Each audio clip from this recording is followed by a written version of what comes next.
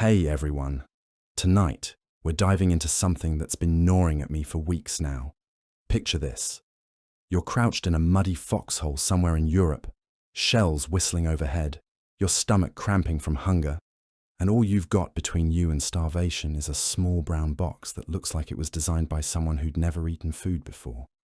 What exactly did World War II soldiers survive on when the world was tearing itself apart? Before we dig in, hit that like button if you're curious about the grittier side of history, and subscribe if you want more deep dives into the stuff they don't teach in school. Drop a comment letting me know where you're watching from and what time it is there. I love seeing our global community come together over these forgotten stories.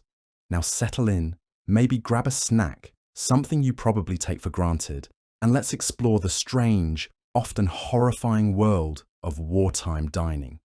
Because tonight, we're not talking about heroes and battles, we're talking about spam, hardtack, and the daily struggle to stay alive one questionable meal at a time. When you think about World War II, your mind probably jumps to D-Day landings, tank battles across North Africa, or dogfights over the Pacific.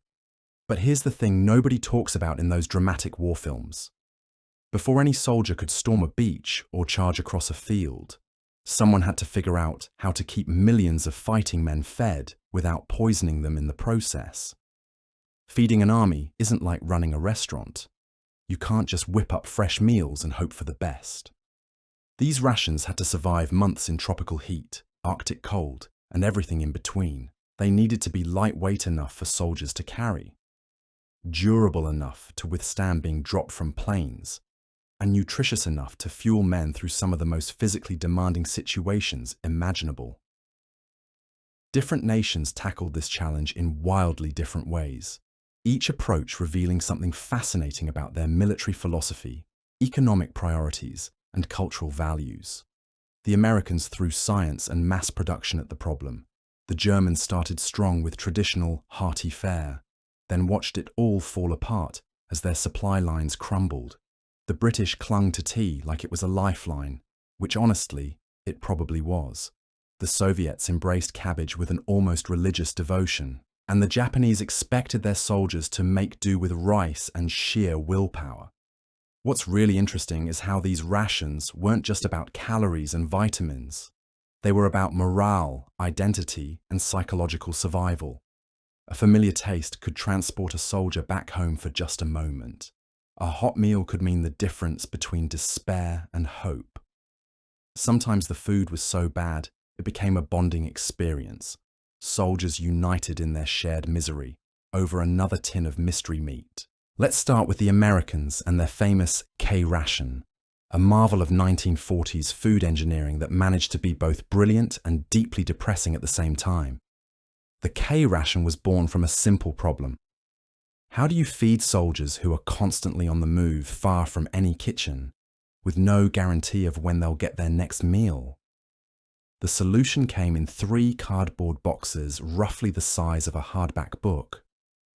Breakfast, lunch, and dinner, each one a complete meal designed by nutritionists who clearly prioritized function over flavor.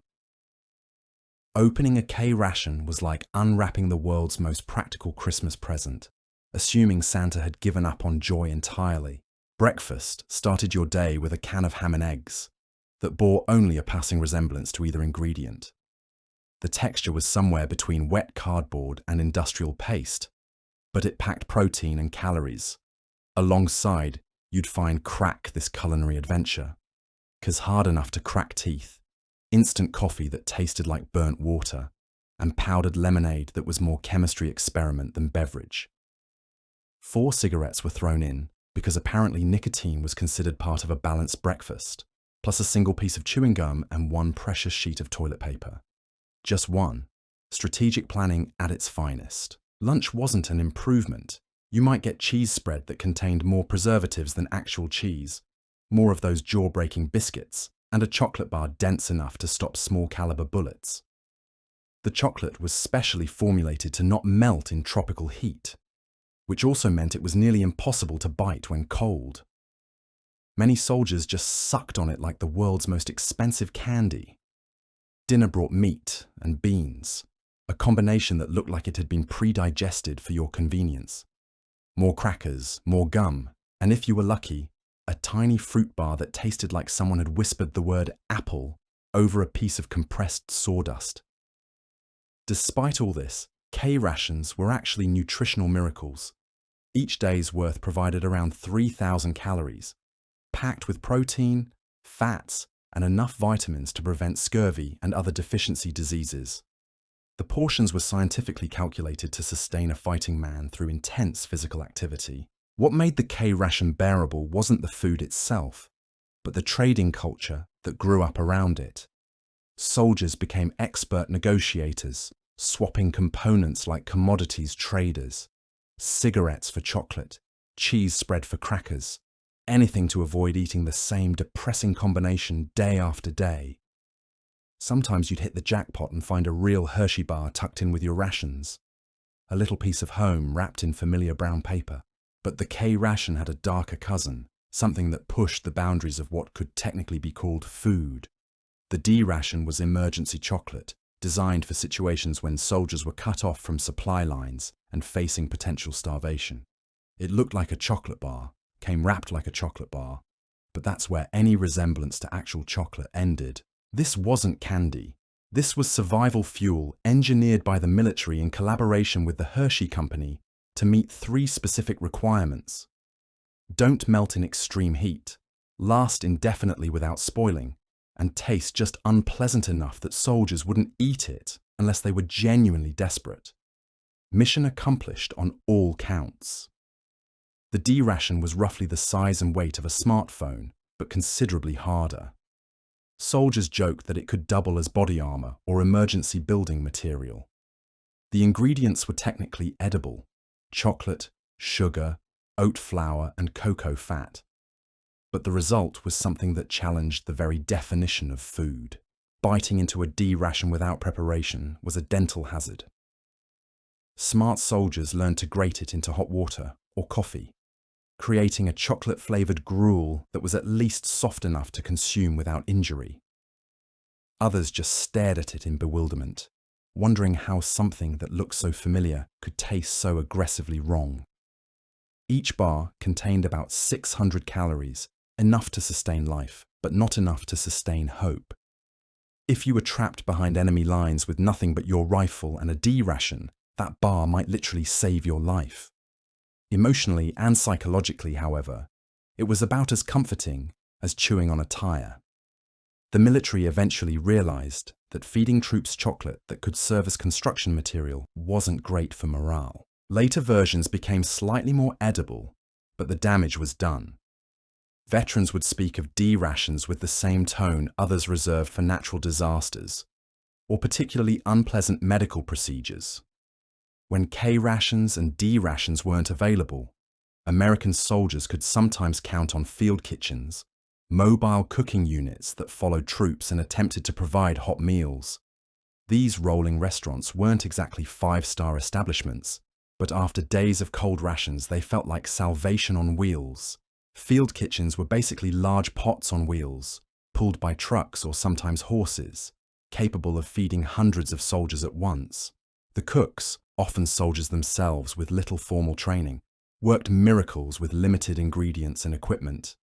They'd ladle out industrial-sized portions of stew, beans, coffee, and whatever else they could manage to make hot and relatively edible. The food wasn't gourmet by any stretch. You might get cream-chipped beef on toast, which soldiers immediately renamed with considerably more colorful language. In the Pacific, meals often consisted of rice mixed with whatever protein could be found, creating dishes that were filling if not particularly appetizing. But the real magic of field kitchens wasn't the food itself. It was the experience. Hot meals meant you weren't actively dying. They meant someone cared enough to cook for you. Most importantly, they meant you could sit with your buddies, complain about the food together, and feel human for a few minutes. The coffee deserves special mention. Field kitchen coffee was legendary for its strength and bitterness. It was brewed in massive quantities, strong enough to wake the dead and bitter enough to make you question your life choices. Soldiers drank it black, with powdered milk, or however they could get it down. It wasn't about taste. It was about caffeine and the ritual of having something warm to hold. Meals were served outdoors in all weather conditions. Rain, snow, blazing sun. It didn't matter. You ate where you could find space, often sitting on rocks, helmets, or just the muddy ground. Utensils were whatever you could scrounge up, usually your own mess kit if you were lucky enough to still have one. The social aspect was crucial.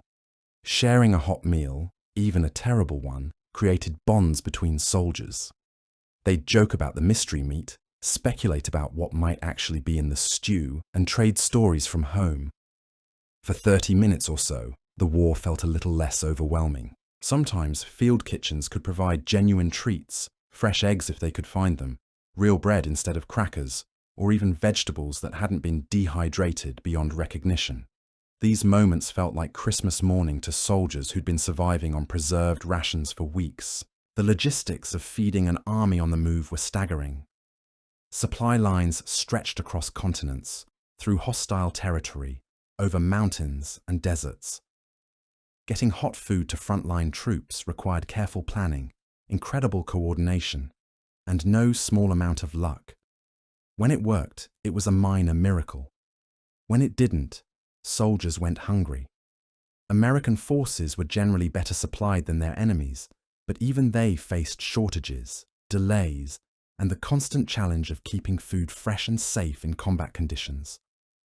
The field kitchen system, for all its limitations, represented a commitment to soldier welfare that many other armies couldn't match. Next time you complain about cafeteria food or a disappointing restaurant meal, remember the soldiers who considered a hot bowl of mystery stew the highlight of their week. They weren't fighting just for freedom and democracy. They were fighting on empty stomachs, sustained by whatever their field kitchens could manage to keep warm. While American soldiers were experimenting with scientific nutrition in cardboard boxes, German forces started the war with something completely different: actual food that resembled meals their grandmothers might have prepared. In the early days of the conflict, when Wehrmacht units were still marching triumphantly across Europe, German rations were surprisingly decent, built around the kinds of hearty traditional foods that had sustained Germanic peoples for centuries.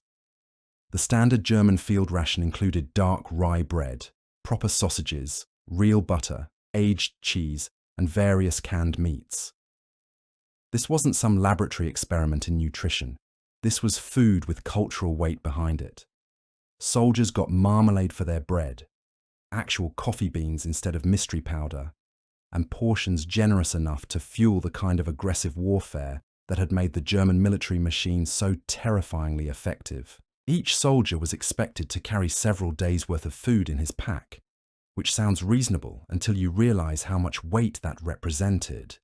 Add rifles, ammunition, extra gear, and suddenly you're asking already exhausted men to haul around what amounted to a small grocery store while dodging bullets and artillery shells. The bread deserves special attention because it represented something deeper than mere sustenance. German soldiers wrote home about missing proper bread more than almost anything else. This wasn't the white fluffy stuff Americans were used to, but dense, dark rye loaves that could last for days and still be edible. When supply lines were functioning, this bread connected soldiers to home, to tradition, to the idea that they were fighting for something worth preserving. Field kitchens supported this system, rolling behind advancing units and producing steaming pots of stew, boiled vegetables, and dumplings when possible.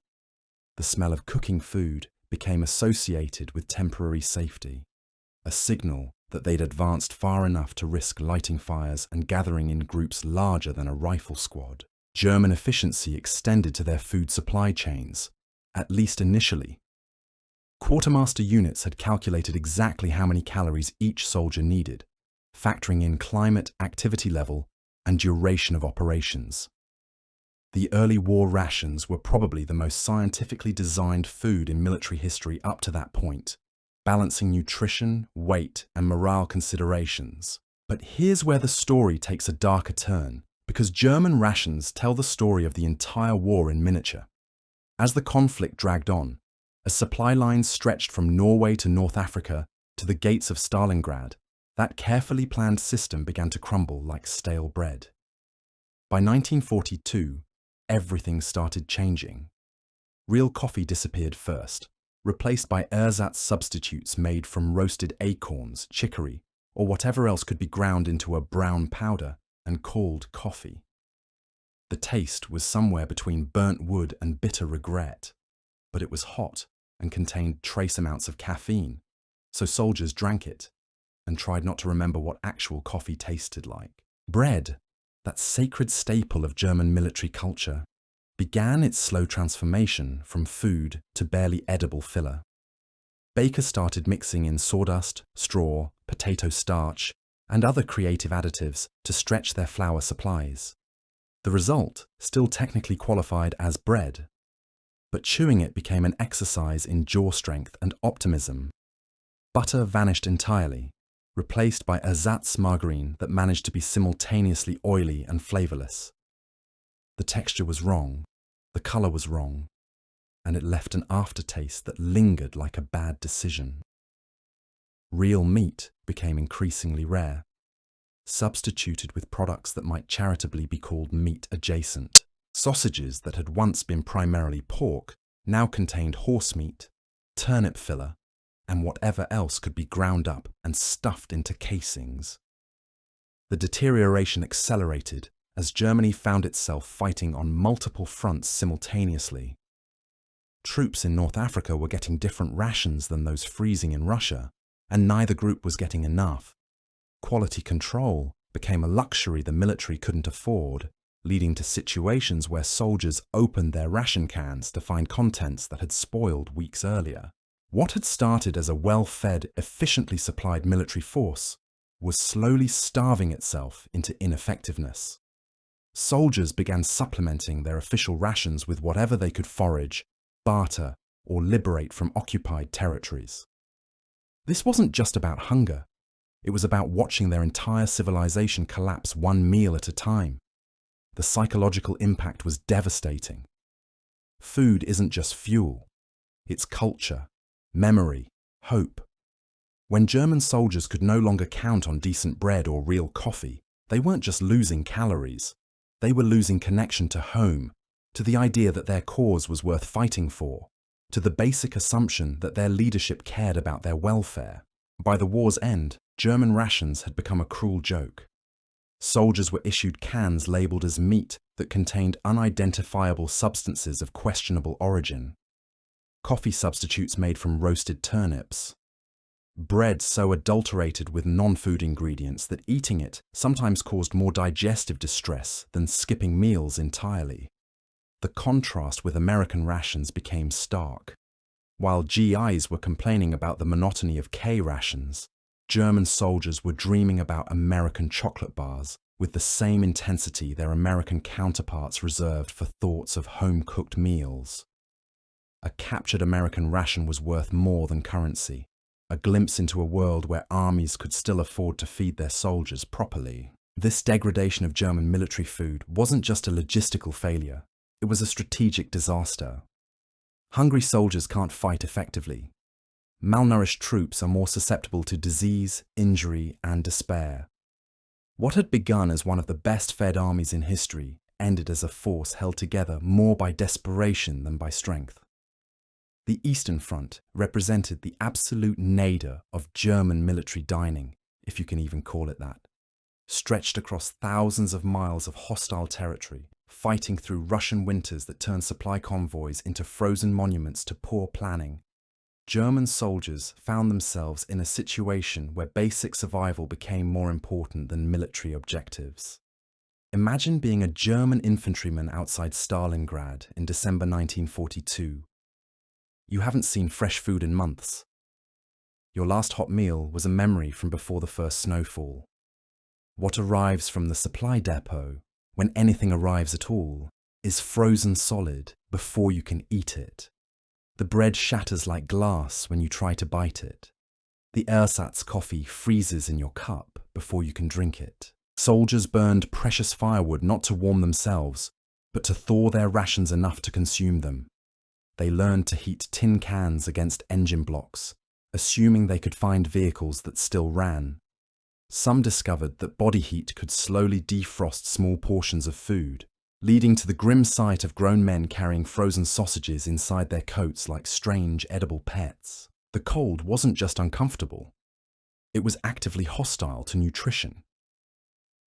Calories that might have sustained a soldier in temperate conditions were burned just trying to maintain basic body temperature. Men needed more food precisely when food became most scarce, a mathematical impossibility that solved itself through slow starvation. Foraging became a survival skill as important as marksmanship. Soldiers scraped bark from trees, boiled it into soup, and pretended it contained nutrients. They caught rats, which seemed better fed than the human occupants of the trenches. Some units learned to identify which wild plants were edible and which would kill you, though the distinction wasn't always clear. Desperation led to trading with the enemy. German and Soviet soldiers, officially committed to destroying each other, sometimes arranged informal exchanges. Cigarettes for bread, ammunition for food, silence for survival. These weren't acts of treason. They were acknowledgements that hunger transcends ideology. The logistics of failure were as fascinating as they were tragic. Supply lines that worked perfectly during rapid advances became death traps during defensive warfare. Trucks broke down in sub-zero temperatures. Railroad tracks were sabotaged faster than they could be repaired. Airdrops were intercepted or scattered across miles of frozen wasteland. What food did reach the front lines was often spoiled, frozen, or simply inadequate. A can of meat might feed one soldier for one meal, but it had to be shared among 5 men who hadn't eaten in 2 days. Portion control became a matter of life and death, with squad leaders making impossible decisions about who ate and who waited. The psychological toll was immense. Soldiers wrote letters home describing dreams about food with the same intensity they once reserved for describing dreams about victory. Bread became more precious than gold. A spoonful of real sugar was worth risking court-martial to obtain. Some men simply gave up eating, not from choice, but from a kind of digestive despair. When everything you consume tastes like cardboard and sawdust, when every meal is a reminder of how far you've fallen from human dignity, the act of eating becomes just another form of suffering to endure. The Eastern Front taught German soldiers that civilization is much thinner than anyone wants to believe. Strip away reliable food supplies, add extreme cold and constant danger, and even the most disciplined army begins to resemble something more primitive and desperate. They weren't just fighting the Red Army, they were fighting entropy itself, and losing badly. Meanwhile, thousands of miles away, Soviet soldiers were developing their own relationship with wartime cuisine, one built around cabbage, black bread, and a kind of stubborn endurance that would have impressed their German enemies if those enemies hadn't been too busy starving to notice. Soviet military rations reflected the harsh realities of a nation that had been preparing for total war long before the first German tanks crossed the border. This wasn't food designed for comfort or morale. It was fuel designed for survival, efficiency, and the kind of grim determination that would eventually grind the Wehrmacht into frozen fragments across the steppes of Eastern Europe. The foundation of every Soviet meal was black bread, dense and coarse, and made from whatever grain was available. This wasn't artisanal sourdough. This was bread designed to fill stomachs and provide calories with minimal resources. A typical serving could fit in your palm and had to last half a day, leading to elaborate rituals around eating it slowly, savouring each crumb like it might be your last. Cabbage dominated everything else. Cabbage soup, cabbage stew, fermented cabbage. Cabbage mixed with whatever else could be found. Soviet military cooks achieved a kind of cabbage-based alchemy that transformed this simple vegetable into dozens of variations, each one slightly different in texture and equally challenging to digest. The smell became so associated with military life that veterans claimed they could identify different units by their particular cabbage aroma. Buckwheat porridge, kasha, provided protein and carbohydrates when it was available. Boiled potatoes appeared when logistics permitted. Dried fish, salted beyond human endurance, offered protein and the challenge of consuming something that could double as a weapon. Tea, usually just hot water with vague herbal suggestions, provided warmth and the illusion of civilization. The portions were calculated not for satisfaction but for survival. A typical Soviet soldier was supposed to receive enough calories to maintain basic functionality, with little consideration for taste, variety, or psychological well-being. This wasn't cruelty. It was pragmatism, born from a nation that understood scarcity as a fundamental condition of existence. What made Soviet rations bearable wasn't the food itself, but the culture that grew around sharing it. Soldiers developed elaborate systems for dividing tiny portions equitably. They created rituals around meal preparation that transformed the act of eating into a form of resistance against dehumanization. A shared bowl of thin soup became an assertion of dignity in conditions designed to strip dignity away. The contrast with German rations became increasingly stark as the war progressed. While Wehrmacht soldiers watched their food quality deteriorate from decent to desperate, Soviet troops maintained a consistent level of barely adequate nutrition. Their expectations were lower, but so was their disappointment when reality failed to meet those expectations.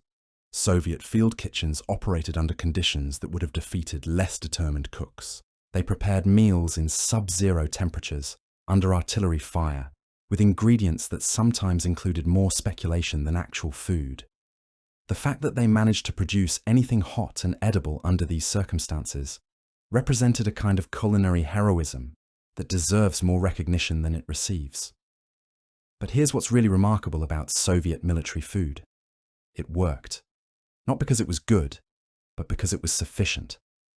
Soviet soldiers advanced across thousands of miles of hostile territory, survived winters that killed German divisions, and ultimately reached Berlin, all while sustained by cabbage soup and black bread that could be used as building material. The lesson wasn't about cuisine, it was about endurance, expectation, and the power of shared suffering to create unbreakable bonds between people who had nothing left except their determination to survive one more meal, one more day, one more impossible advance toward victory. Now let's cross the channel and talk about British military cuisine, which managed to be simultaneously terrible and somehow essential to maintaining the morale of an empire that ran on stubbornness and strongly brewed tea. If you've ever wondered how Britain managed to build a global empire while subsisting on food that could charitably be described as aggressively bland, the answer lies partly in their military rations. British soldiers didn't eat meals so much as they endured them, sustained by the unshakable belief that suffering through bad food was somehow character building. The holy trinity of British military nutrition consisted of tea, hardtack biscuits, and bully beef. Tea wasn't just a beverage, it was liquid patriotism, the one constant that connected a soldier freezing in a Norwegian fjord to his mate sweating through the Burma campaign. British forces brewed tea in whatever container could hold hot water, tin cups, mess kits, helmets, anything that wouldn't melt or poison them outright. The ritual of brewing tea became almost sacred. Soldiers would risk sniper fire to retrieve a kettle, trade ammunition for sugar, and argue passionately about proper steeping techniques, while shells exploded around them. It wasn't about the caffeine, though that helped. It was about maintaining a connection to civilization, to home, to the idea that somewhere in England, people were still sitting down for proper afternoon tea at civilized hours. Hardtack biscuits represented British military pragmatism at its most punishing. These weren't crackers in any recognizable sense. They were edible building materials designed to outlast the soldiers who carried them. Dense, flavorless, and approximately as appetizing as chewing on a roof tile, hardtack served multiple purposes. food when nothing else was available, plates when you'd lost your mess kit, and emergency dental work when you bit down too enthusiastically. Smart soldiers learned to soften hardtack in whatever liquid they could find. Tea, if they were lucky. Muddy water if they weren't. Their own saliva if desperation had set in completely. The key was patience and low expectations. Approach hardtack with hope and you'd leave disappointed. Approach it with grim resignation and it might actually fill your stomach. Bully beef, tinned, corned beef that bore only a passing resemblance to any cow that had ever lived, rounded out the basic British ration. Opening a tin of bully beef was like unwrapping a gift from someone who didn't like you very much. The contents resembled meat in the same way that a photograph resembles the actual person. Technically accurate, but missing something essential. The texture was uniformly mushy, the flavor aggressively salty, and the color suggested that somewhere in the canning process, optimism had died a slow death. Soldiers ate it cold when they had no choice, fried it when they could find fuel for a fire, and occasionally used it to barter with local populations who presumably had never seen actual beef and didn't know what they were missing. British rations also included powdered eggs, which managed to taste like neither eggs nor anything else recognizable. Jam appeared occasionally, thick and sweet enough to make hardtack temporarily edible. Chocolate showed up in portions so small they felt more like cruel jokes than actual food. And always, everywhere, there was tea.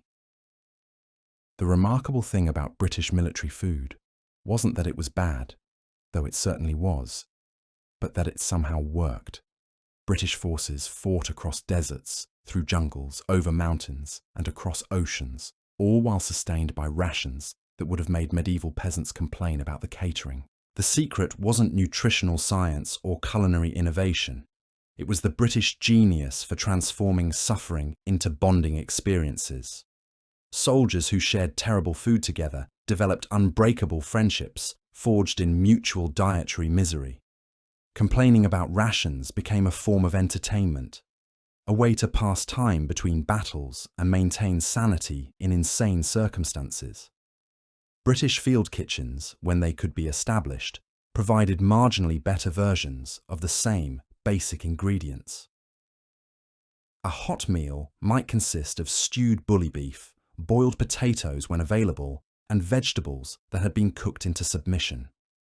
The portions were adequate, the preparation utilitarian, and the presentation non-existent. But even field kitchen food came with that essential British ingredient: tea service. No matter how primitive the conditions, how urgent the tactical situation, or how limited the supplies, British military cooks somehow managed to produce hot tea. It might be served in dented metal cups to soldiers covered in mud and exhaustion, but it was served properly, with the kind of ceremonial attention that suggested civilization hadn't completely collapsed. The psychology of British military food was fascinating in its perverse effectiveness. By setting expectations so low that anything above starvation felt like luxury, the system created soldiers who were grateful for small improvements and resilient in the face of genuine hardship. A fresh egg became cause for celebration. A slice of actual bread felt like Christmas morning. This approach extended to how British forces adapted local food when deployed overseas. In North Africa, soldiers learned to prepare tinned meat with whatever spices they could trade for or forage. In Italy, they discovered that even bully beef could be improved with tomatoes and garlic when such exotic ingredients could be obtained. The Burma campaign presented particular challenges, with British and Commonwealth forces fighting in jungle conditions that turned food storage into a constant battle against humidity, insects, and tropical diseases. Rations spoiled faster, supply lines stretched longer, and the contrast between what soldiers needed nutritionally and what they actually received became even more stark. Yet somehow, sustained by tea and stubbornness, British forces endured. They may not have enjoyed their meals, but they shared them, complained about them together, and used them as fuel for one of the most successful military campaigns in history. The empire that had conquered a quarter of the world's landmass had apparently done so on a diet that would have challenged the digestive systems of medieval monks. In the Pacific Theater, Japanese military cuisine operated on completely different principles, built around concepts of honor, endurance, and the expectation that soldiers would achieve more with less than should have been humanly possible. Japanese rations reflected a military philosophy that viewed hardship not as something to be minimized, but as something to be embraced as character development. The basic field ration consisted of rice, pickled vegetables, dried fish, and the kind of stoic acceptance that comes from generations of cultural conditioning towards self-denial. Rice formed the foundation of everything, not the fluffy, perfectly prepared rice you might find in a good restaurant, but dense, sometimes undercooked or overcooked rice that had been compressed into balls for portability. These rice balls, onigiri, were wrapped in seaweed when available and seasoned with whatever could be found: salt from ocean water, pickled plums that puckered your mouth, or small amounts of fish that had been dried to the consistency of leather. The portions were calculated not for comfort but for survival, and barely that. Japanese military planners had decided that smaller rations would create tougher soldiers, men who could fight effectively while carrying less weight and requiring fewer supply lines. This theory worked right up until it encountered the reality of jungle warfare, where soldiers burned massive amounts of calories just trying to survive the environment. Umeboshi, pickled plums, served multiple purposes beyond basic nutrition. They were believed to prevent food poisoning, provide quick energy, and maintain morale through their connection to home and tradition.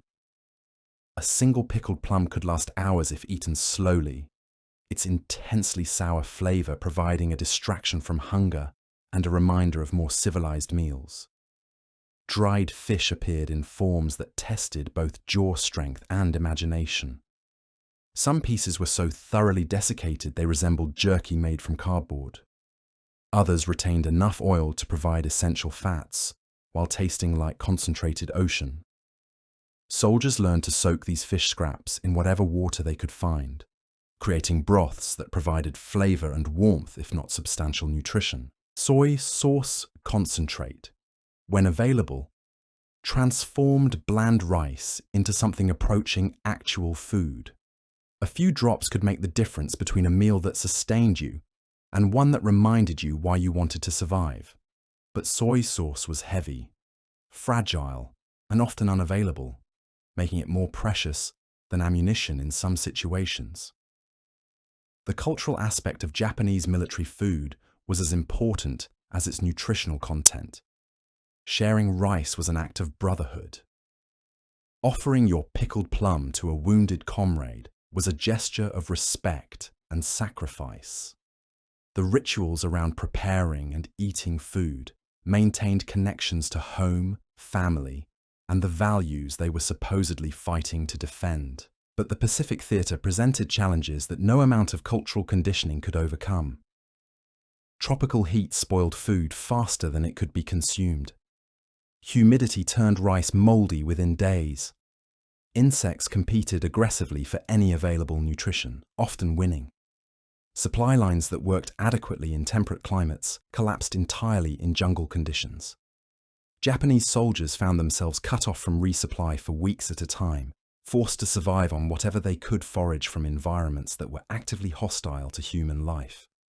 They learned to identify edible plants, catch small animals, and create meals from ingredients that would have horrified their ancestors. The contrast with American rations became increasingly stark as the war progressed. Captured American supplies revealed a level of abundance that seemed almost incomprehensible to soldiers who had been trained to view hunger as a form of spiritual discipline. A single American chocolate bar contained more sugar than many Japanese soldiers saw in a month. Yet the Japanese military continued to emphasize endurance over adequate nutrition, creating situations where soldiers were expected to fight effectively while slowly starving. This wasn't just poor planning. It was a conscious decision based on philosophical beliefs about the relationship between suffering and strength. Some units resorted to desperate measures, boiling grass to create the illusion of soup, eating tree bark when nothing else was available, and in the most extreme cases, behaviors that violated every principle they had been taught about honor and civilization. The jungle didn't care about Bushido, it only cared about calories. The tragedy of Japanese military food wasn't just that it was inadequate, but that this inadequacy was often deliberate. Commanders who could have arranged for better supplies chose not to, believing that hardship would create superior soldiers. Instead, it created men who were too weak to fight effectively, too malnourished to think clearly, and too desperate to maintain the discipline that had once made them formidable opponents. The lessons learned in the Pacific were harsh ones. Cultural conditioning can only overcome biological reality for so long. Honor and tradition are powerful motivators, but they cannot substitute for actual nutrition indefinitely. The human body requires fuel to function, regardless of how much the mind might be willing to endure privation. As the war dragged on and supply situations became increasingly desperate on all sides, soldiers developed survival skills that had more in common with medieval scavenging than modern military logistics. When official rations failed, which they did with depressing regularity, creativity became as important as courage. American GIs discovered that K-ration crackers could be transformed into something resembling pancakes if you crushed them up, mixed them with powdered eggs and water, then fried the resulting paste over a small fire. The taste was questionable, but it was warm and filling, and it provided the psychological comfort of having actually cooked something, rather than simply opening another can. Spam, that much maligned canned meat that became synonymous with military dining, found new life in the hands of soldiers who had nothing else to work with. Sliced thin and fried until crispy, it became almost palatable. Mixed with rice or potatoes when available, it stretched into meals that could feed multiple people. Some enterprising soldiers even figured out how to smoke it over small fires, creating a product that bore a passing resemblance to actual ham. British forces showed particular ingenuity in disguising the taste of bully beef. Mixed with curry powder traded from Indian troops, it became something approaching edible. Fried with onions scavenged from abandoned farms, it transformed into meals that soldiers actually looked forward to eating. The key was never eating it plain if any alternative existed.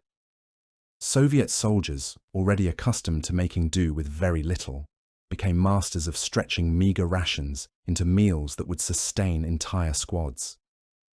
They learned to make soup from potato peels, create stews from bones that had been boiled multiple times, and transform single pieces of black bread into meals that lasted for hours through careful rationing and elaborate sharing rituals. German troops, watching their supply situation deteriorate from merely inadequate to genuinely desperate, developed foraging skills that would have impressed their medieval ancestors. They learned which tree barks were edible, how to catch and prepare small game, and which wild plants could supplement their failing rations without causing immediate food poisoning. Trading between different units, and sometimes even between opposing forces, became a survival skill as important as marksmanship. American cigarettes could be exchanged for fresh vegetables with local farmers. German chocolate, when any could be found, was worth its weight in real food to soldiers who hadn't tasted sugar in months. British tea became a currency that transcended national boundaries. The psychology of improvised cooking went far beyond simple nutrition. The act of preparing food, even terrible food, provided a sense of control in situations where soldiers had virtually no control over anything else. Cooking became meditation, a way to focus attention on immediate, achievable goals rather than dwelling on larger questions of survival and purpose. Soldiers who discovered edible wild foods became invaluable to their units, their knowledge shared and protected like military secrets. The ability to identify mushrooms that wouldn't kill you, berries that provided actual roots nutrition, or that could be boiled into something resembling food became survival skills that often mattered more than formal military training. Fire became precious, not just for warmth and protection, but for the transformation it could work on otherwise inedible materials. A small flame could turn hard tack into something soft enough to chew. It could render fats from questionable meat sources, creating cooking oil that improved everything else. Most importantly, it could boil water, making it safe to drink and hot enough to create. Mess the illusion of proper meals, kits evolved from simple eating utensils into multi-purpose cooking equipment. Soldiers learned to use their metal cups as frying pans, their plates as cutting boards, and their knives for everything from food preparation to can opening to emergency repairs. Every piece of equipment had to serve multiple functions when weight and space were at premium. The social aspects of improvised cooking were as important as the nutritional ones. Sharing the work of food preparation created bonds between soldiers that often lasted long after the war ended. Teaching someone how to make grass soup edible, or showing them which insects could be eaten safely, was an act of caring that went beyond simple survival. These improvised meals often became the foundation for lifelong friendships. Men who had shared a can of heated rainwater flavored with tree bark remembered each other decades later, connected by the memory of having survived together on almost nothing. The act of making something edible out of materials that barely qualified as food became a form of alchemy that transformed strangers into brothers. Years after the war ended, veterans would gather and share stories not about battles won or heroic actions, but about the time someone figured out how to make shoe leather soup actually taste like something other than boiled footwear. These weren't just war stories, they were survival stories, testimonies to human ingenuity and the powerful bonds created by shared hardship and hunger. The lessons learned in wartime kitchens and improvised cooking spaces would influence an entire generation's relationship with food, waste, and the simple miracle of having enough to eat. Looking back on the war decades later, veterans would tell you that the taste of certain foods never quite left them. The metallic tang of canned meat could transport a 70-year-old grandfather back to a foxhole in France. The smell of burnt coffee brewing would trigger memories so vivid that grown men would have to step outside for fresh air. Food became more than sustenance during those years. It became memory, encoded in ways that psychologists are still trying to understand. A bite of hardtack could summon the face of a buddy who didn't make it home. The sound of a can opener could bring back the nervous laughter of soldiers sharing their last ration before a major offensive. Some veterans couldn't eat certain foods for years after returning home. Spam disappeared from grocery lists. Powdered eggs were banned from family kitchens. Others went the opposite direction, hoarding canned goods in basement pantries, unable to shake the fear that scarcity might return without warning. The most profound food memories weren't always about the military rations themselves, but about the moments when something better appeared. A care package from home containing homemade cookies that had survived weeks of shipping. A local farmer who traded fresh eggs for cigarettes. The incredible luxury of finding an abandoned chicken that could become actual soup. These moments of abundance stood out against the backdrop of constant hunger, like stars against a dark sky. Veterans would describe in perfect detail the taste of a single orange shared between 4 men, or the texture of real bread encountered after months of crackers and hardtack. Letters home during the war rarely complained directly about the food, partly because of censorship, but mostly because soldiers didn't want to worry their families. Instead, they wrote about dreaming of Sunday dinners, about missing their mother's apple pie, about the simple pleasure of drinking milk that hadn't come from a powder. The psychological impact went beyond nostalgia. Food represented normalcy, civilization, the world they were fighting to preserve. When rations failed or supplies ran short, it wasn't just physical hunger that threatened morale. It was the creeping fear that the normal world might be disappearing, that they might be fighting for something that no longer existed.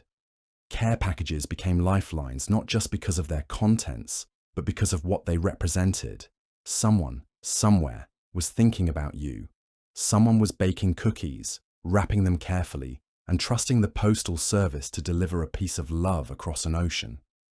The food itself might arrive stale or broken, but the intention behind it was always fresh. Different armies handled care packages differently. American soldiers could receive packages from home relatively regularly, creating a secondary economy built around trading homemade goods. A soldier whose mother was a good baker might find himself suddenly popular, his cookies exchanged for everything from clean socks to ammunition. British forces developed elaborate rituals around tea sent from home. Real tea leaves, not the military issue stuff, became more precious than gold.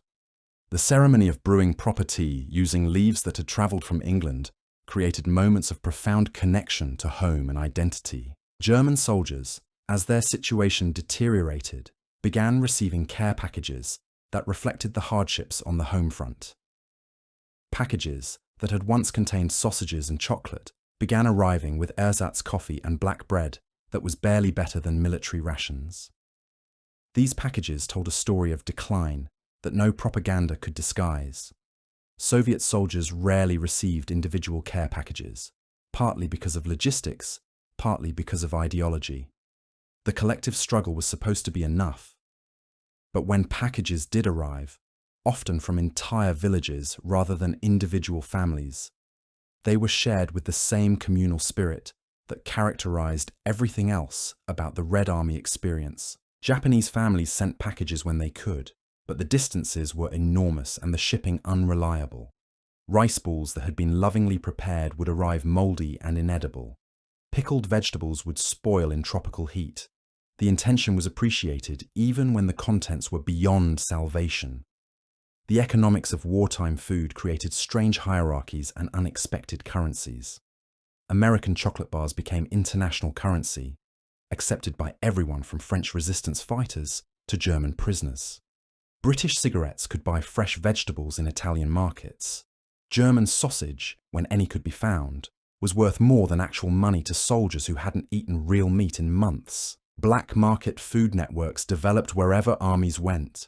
Local populations who had hidden supplies would trade for military equipment, medical supplies, or simply for the protection that came from being useful to armed soldiers.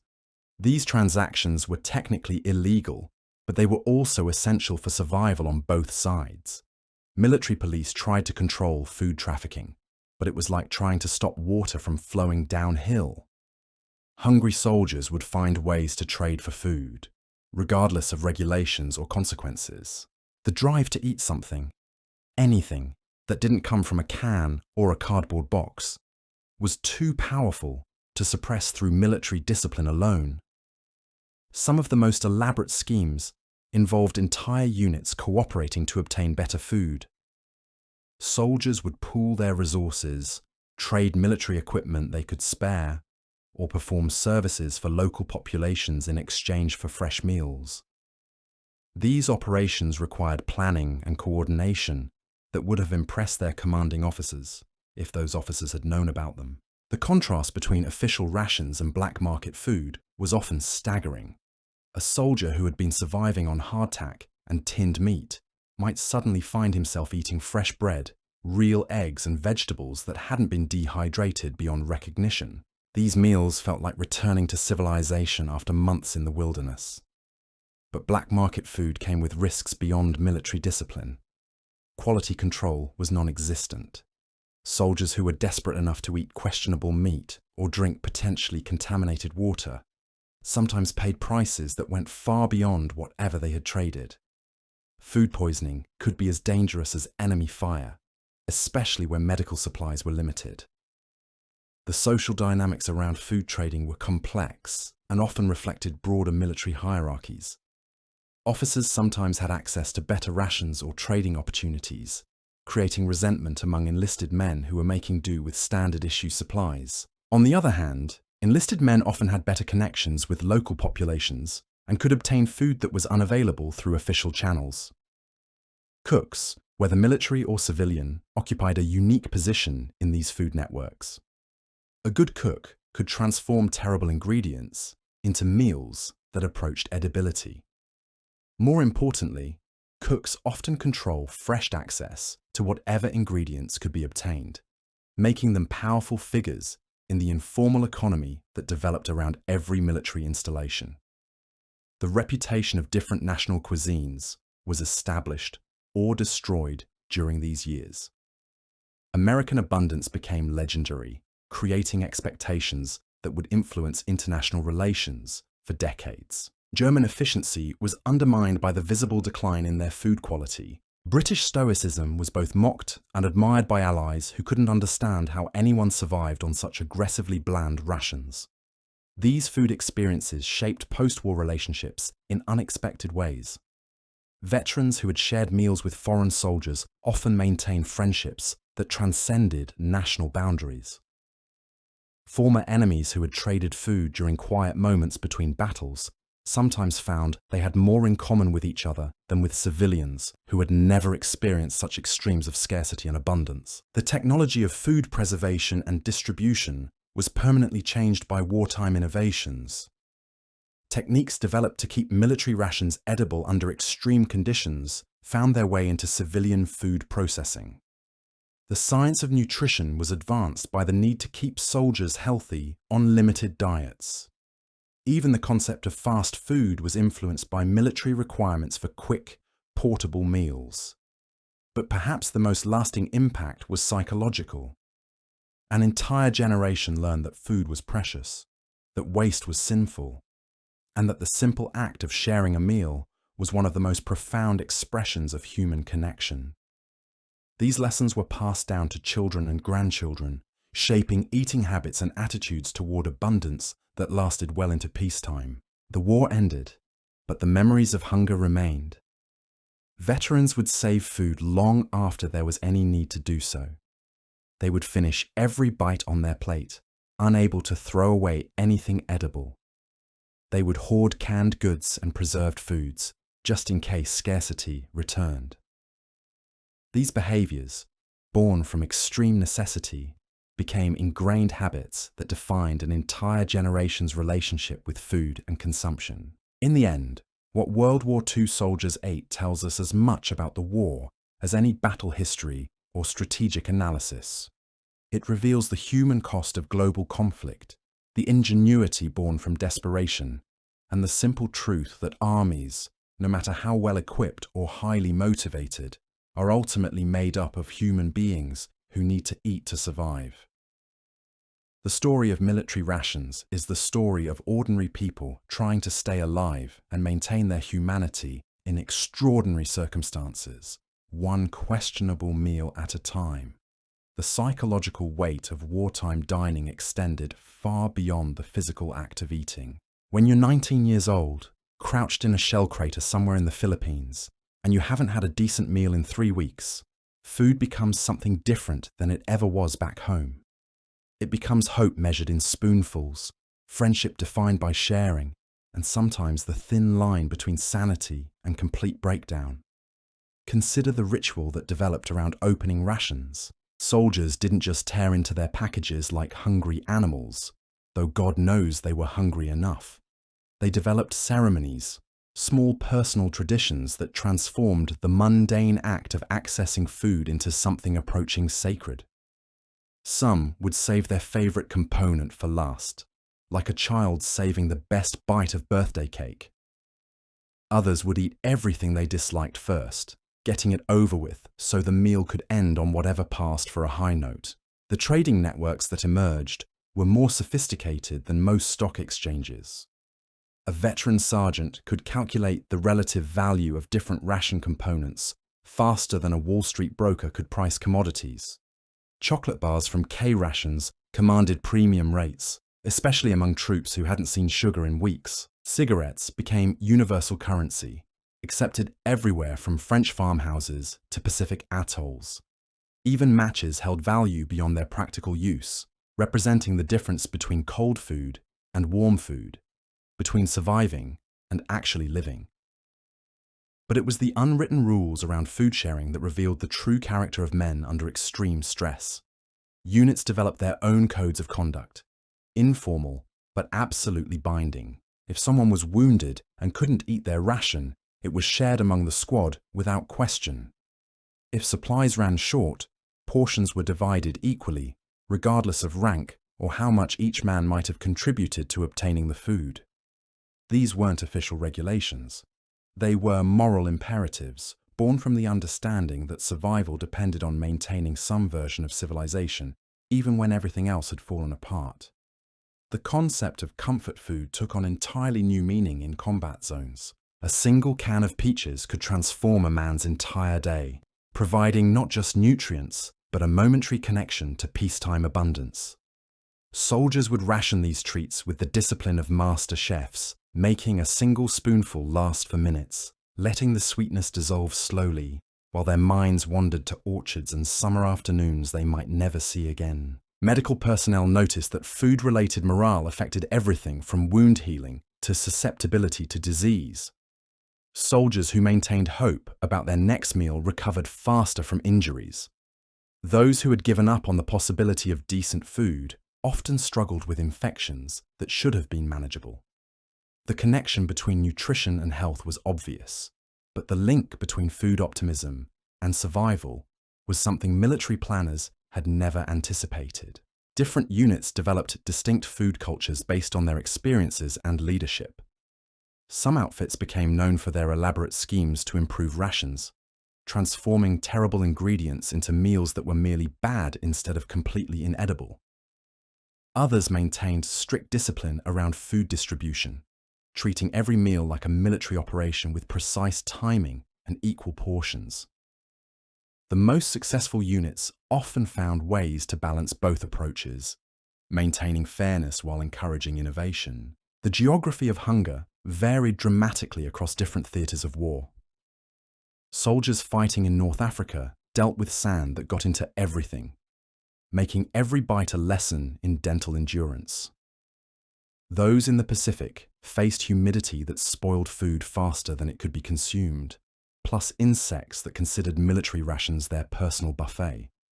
European theatre troops battled cold that froze their food solid, while Italian campaign veterans learned to appreciate meals that weren't covered in volcanic dust. Each environment created its own survival strategies. Desert fighters learned to eat quickly before sand could accumulate on their food. Jungle troops developed techniques for keeping rations dry in conditions where everything else rotted within days. Mountain fighters discovered that food that seemed adequate at sea level became insufficient when every movement required enormous caloric expenditure in thin air and brutal cold. The social hierarchy that developed around food preparation revealed unexpected leadership qualities in soldiers who had never shown particular aptitude for command. A private who could consistently improve the taste of field rations might find himself wielding influence that exceeded his formal rank. Cooks, whether official or self-appointed, occupied positions of tremendous importance in unit morale and cohesion. These informal food leaders often became the psychological center of their units, the person everyone looked to when supplies ran low or when morale needed boosting. They were the ones who remembered which soldier preferred his coffee black, who couldn't stomach certain types of canned meat, who needed extra encouragement to eat when depression threatened to overwhelm appetite entirely. The creativity that emerged from desperation was genuinely impressive. Soldiers learned to identify edible plants in environments they'd never seen before arriving with the army. They developed cooking techniques using improvised equipment that would have challenged professional chefs working with full kitchens. They created recipes that transformed inedible ingredients into meals that could actually sustain life and occasionally even morale. Some of these innovations were passed down through units like family recipes, taught by veterans to replacements with a solemnity usually reserved for religious instruction. The knowledge of how to make hardtack palatable or how to stretch a single can of meat to feed 6 hungry soldiers became survival wisdom as important as knowing how to clean a rifle or dig a proper foxhole. The timing of meals became crucial in ways that extended far beyond simple nutrition. Units learned to eat quickly when they had the opportunity, knowing that artillery barrages or sudden orders to advance could interrupt any meal at any moment.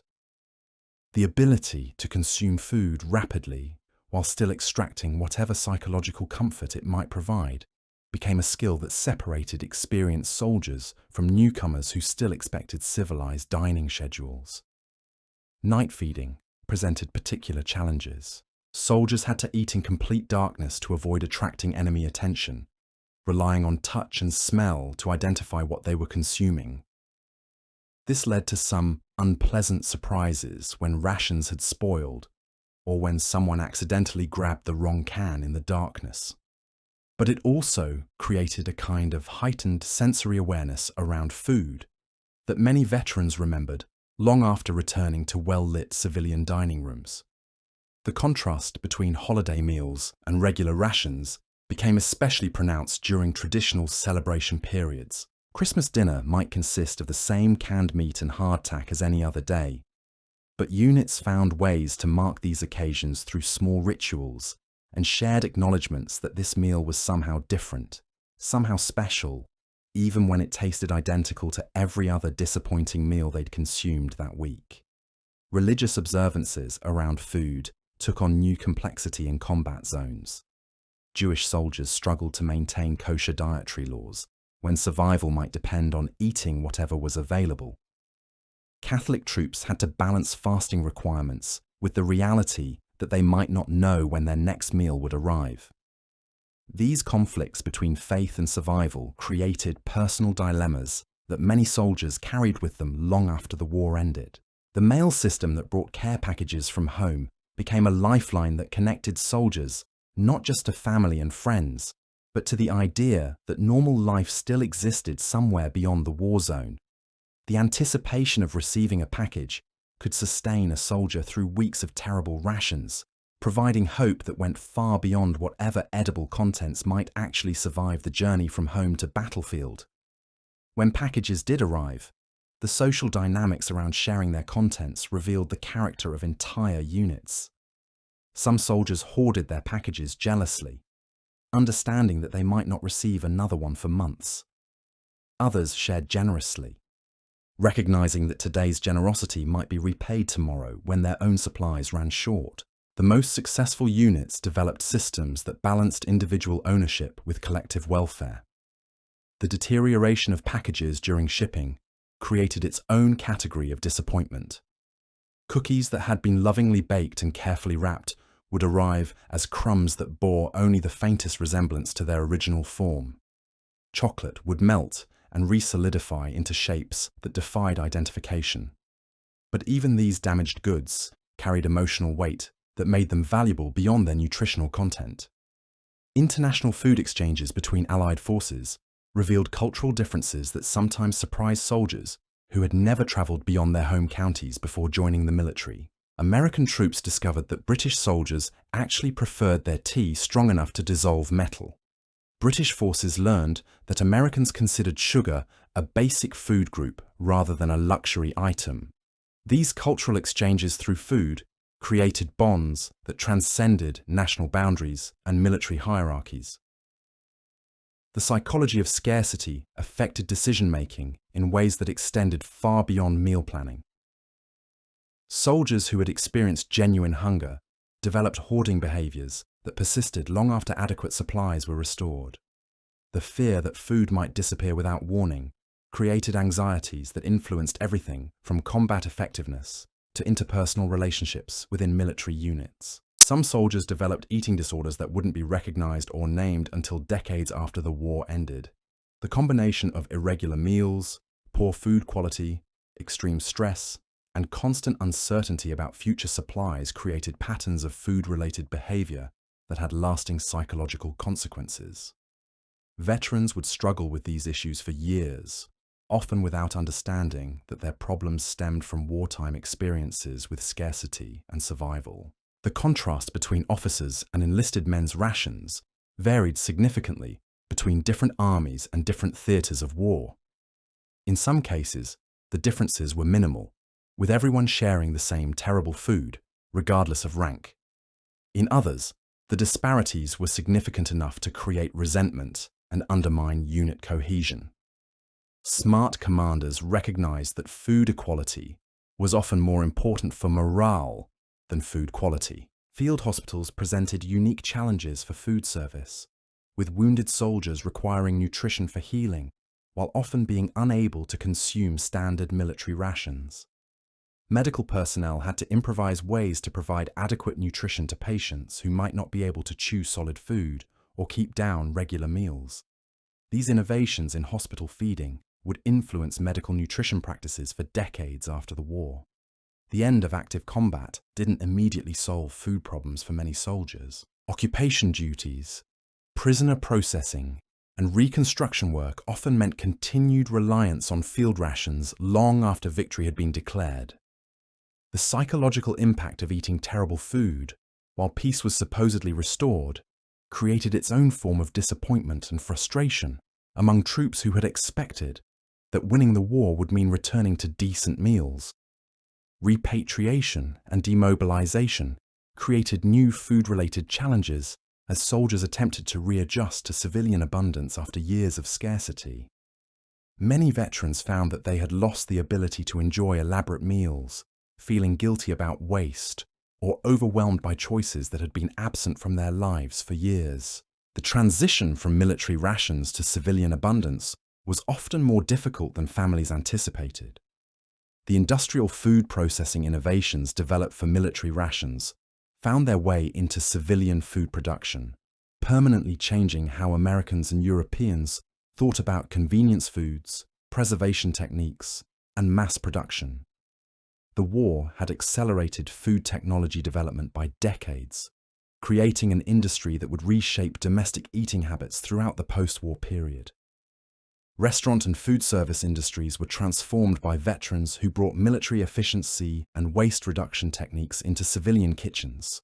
The concept of standardized portions, systematic food preparation, and efficient service systems migrated from military mess halls into civilian dining establishments, changing how America ate both at home and in restaurants. The story of wartime food ultimately reveals something fundamental about human nature under extreme stress. When everything else breaks down, when civilization seems to be collapsing, when death is a constant possibility, people still need to eat. And in that basic biological requirement, they find ways to maintain dignity, create community, and preserve hope. The terrible meals shared in foxholes and field hospitals weren't just about nutrition, they were about remaining human in inhuman circumstances. These men didn't just fight with rifles and artillery. They fought with can openers and mess kits, with the daily determination to find something edible in supplies that barely qualified as food. They won the war not just through superior tactics and industrial production, but through the simple, stubborn refusal to let hunger defeat them before the enemy could.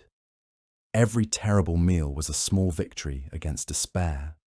Every shared ration an affirmation that civilization would survive even when it tasted like cardboard and disappointment. The legacy of wartime dining extended far beyond the soldiers who experienced it directly.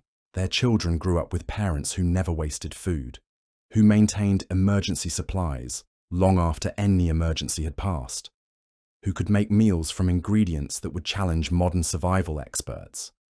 These habits and attitudes shaped American food culture for generations, creating a society that simultaneously embraced abundance while maintaining deep anxiety about potential scarcity. Understanding what World War II soldiers ate reveals something profound about the nature of warfare itself. Modern military conflicts aren't in technology.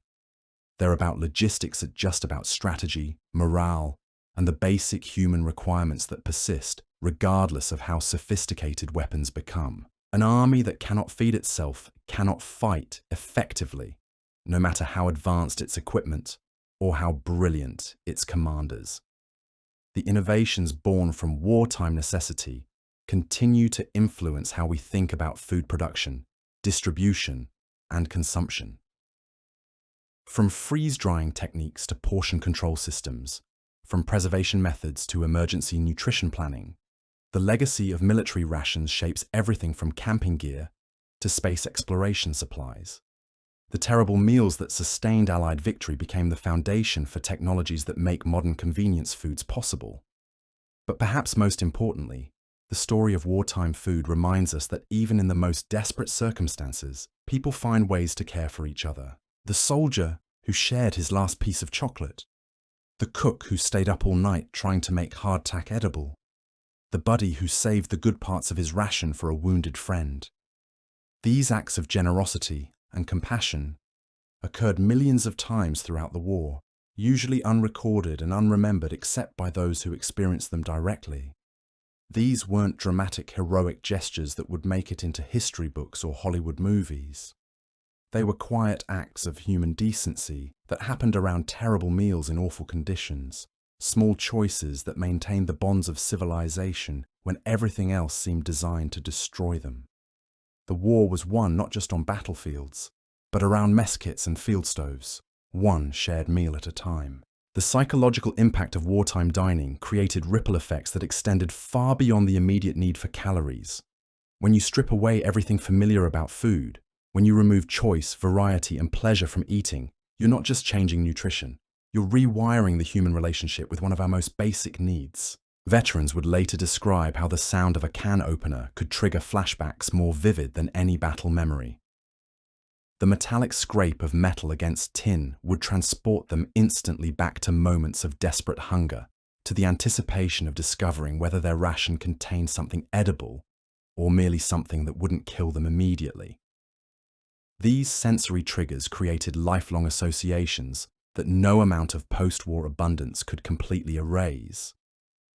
The communal aspect of military dining created bonds that civilian life could rarely replicate. Men who had shared their last spoonful of beans with a wounded buddy, who had taken turns stirring a pot of questionable stew while under artillery fire, who had divided a single can of peaches among 8 soldiers, these experiences forged connections deeper than most peacetime friendships ever achieve.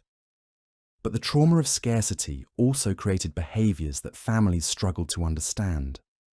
Veterans would hoard food in secret caches throughout their homes, unable to believe that abundance was permanent. They would finish every scrap on their plate long after rationing had ended, driven by muscle memory that wouldn't accept waste. Some couldn't eat certain foods at all, their digestive systems rejecting ingredients that had once sustained them through the darkest periods of their lives. The contrast between wartime and post-war eating became particularly stark during holiday celebrations. Thanksgiving dinners that should have been joyous occasions sometimes triggered profound melancholy as veterans remembered friends who hadn't lived to see such abundance. The guilt of survival, combined with the guilt of plenty, created complex emotional responses that few civilian family members could comprehend. Women on the home front had developed their own relationships with wartime food, stretching rations and creating meals from ingredients that would have challenged professional chefs. Victory gardens became symbols of patriotic duty, but also practical necessities when sugar, meat, and butter disappeared from store shelves. These home-front food experiences created their own forms of resourcefulness and creativity that would influence domestic cooking for decades. The industrial mobilization required to feed millions of soldiers simultaneously transformed American agriculture and food processing. Farms that had operated on traditional seasonal cycles suddenly needed to produce consistent quantities of specific crops year-round. Food processing plants expanded to meet military contracts, developing techniques and equipment that would revolutionize civilian food production after the war ended. Regional food cultures within the military created unexpected educational opportunities for soldiers who had never traveled beyond their home states before joining the army.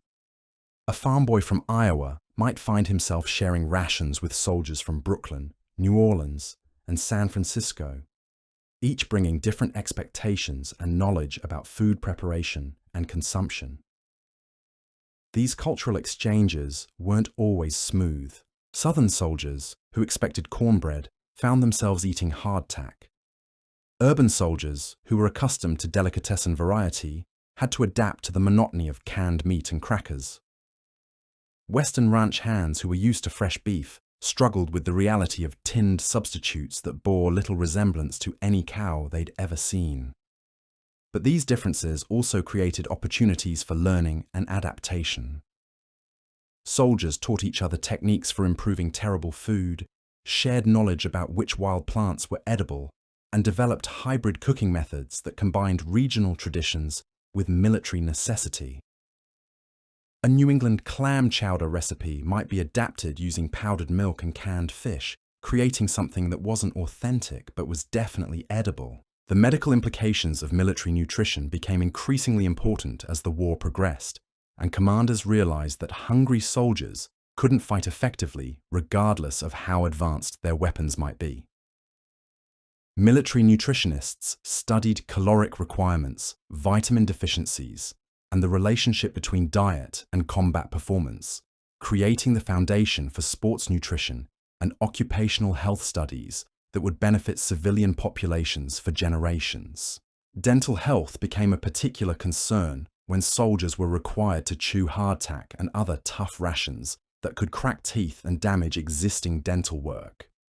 Field dentistry expanded beyond simple extractions to include preventive care and nutritional counseling, innovations that would improve civilian dental health practices throughout the post-war period. Digestive disorders plagued soldiers whose systems couldn't adapt to the dramatic changes in diet quality, timing, and composition. Military medical personnel had to develop treatment protocols for conditions that rarely occurred in civilian populations, creating expertise in nutrition-related health problems that would prove valuable in treating veterans for decades after the war ended. The logistics of feeding armies revealed the incredible complexity of modern warfare in ways that strategic planning often overlooked. Every calorie consumed by every soldier had to be produced, processed, packaged, transported, stored, and distributed under conditions that would challenge the most sophisticated supply chain management systems. The failure of any link in this chain could render even the most brilliant tactical plans completely ineffective. Transportation systems designed for peacetime commerce had to be adapted for wartime food distribution, creating innovations in refrigeration, preservation, and bulk handling that would revolutionize civilian food distribution networks. The techniques developed for keeping military rations edible during transcontinental shipping found immediate applications in civilian grocery chains that were expanding beyond local and regional markets. Quality control systems developed for military food production established standards and procedures that would influence civilian food safety regulations for decades. The need to ensure that millions of rations remained safe and nutritious under extreme conditions created testing protocols and manufacturing standards that exceeded anything previously required in peacetime food production. The economics of wartime food production created boom and bust cycles that affected agricultural communities throughout the war and for years afterward. Farmers who had expanded production to meet military contracts suddenly found themselves with surplus capacity when the war ended, leading to agricultural adjustments that would reshape rural America throughout the post-war period. Labor shortages in food production facilities led to increased employment opportunities for women and minorities who had previously been excluded from many industrial jobs. These demographic changes in food processing plants would have lasting effects on both industry practices and community social structures long after military production contracts ended. International food aid programs that began as military necessity evolved into permanent foreign policy tools that would influence American diplomatic relationships for decades. The experience of feeding Allied armies created expertise in large-scale food distribution that would prove invaluable in post-war reconstruction efforts and humanitarian assistance programs. The psychological warfare aspects of food became increasingly sophisticated, as all sides recognized that hungry enemies were more likely to surrender than well-fed ones. Leaflets promising good meals to deserters, stories about abundant rations in prisoner camps, and demonstrations of superior nutrition became weapons as important as artillery or aircraft in some situations. Prisoner of war camps presented unique challenges for food service, with captors required to provide adequate nutrition while managing limited resources and security concerns. The Geneva Convention standards for prisoner feeding created international legal precedents that would influence military conduct and international humanitarian law for generations. Liberation of concentration camps revealed the ultimate expression of food as a weapon, where systematic starvation had been used as a tool of genocide. Allied forces had to develop emergency nutrition protocols for severely malnourished survivors, creating medical expertise in treating starvation that would prove valuable in future humanitarian crises. The documentation of wartime food experiences through letters, diaries, and official reports created an unprecedented historical record of how ordinary people adapted to extraordinary circumstances. These accounts would provide researchers with insights into human behavior under stress that would influence fields ranging from psychology to anthropology to emergency management planning.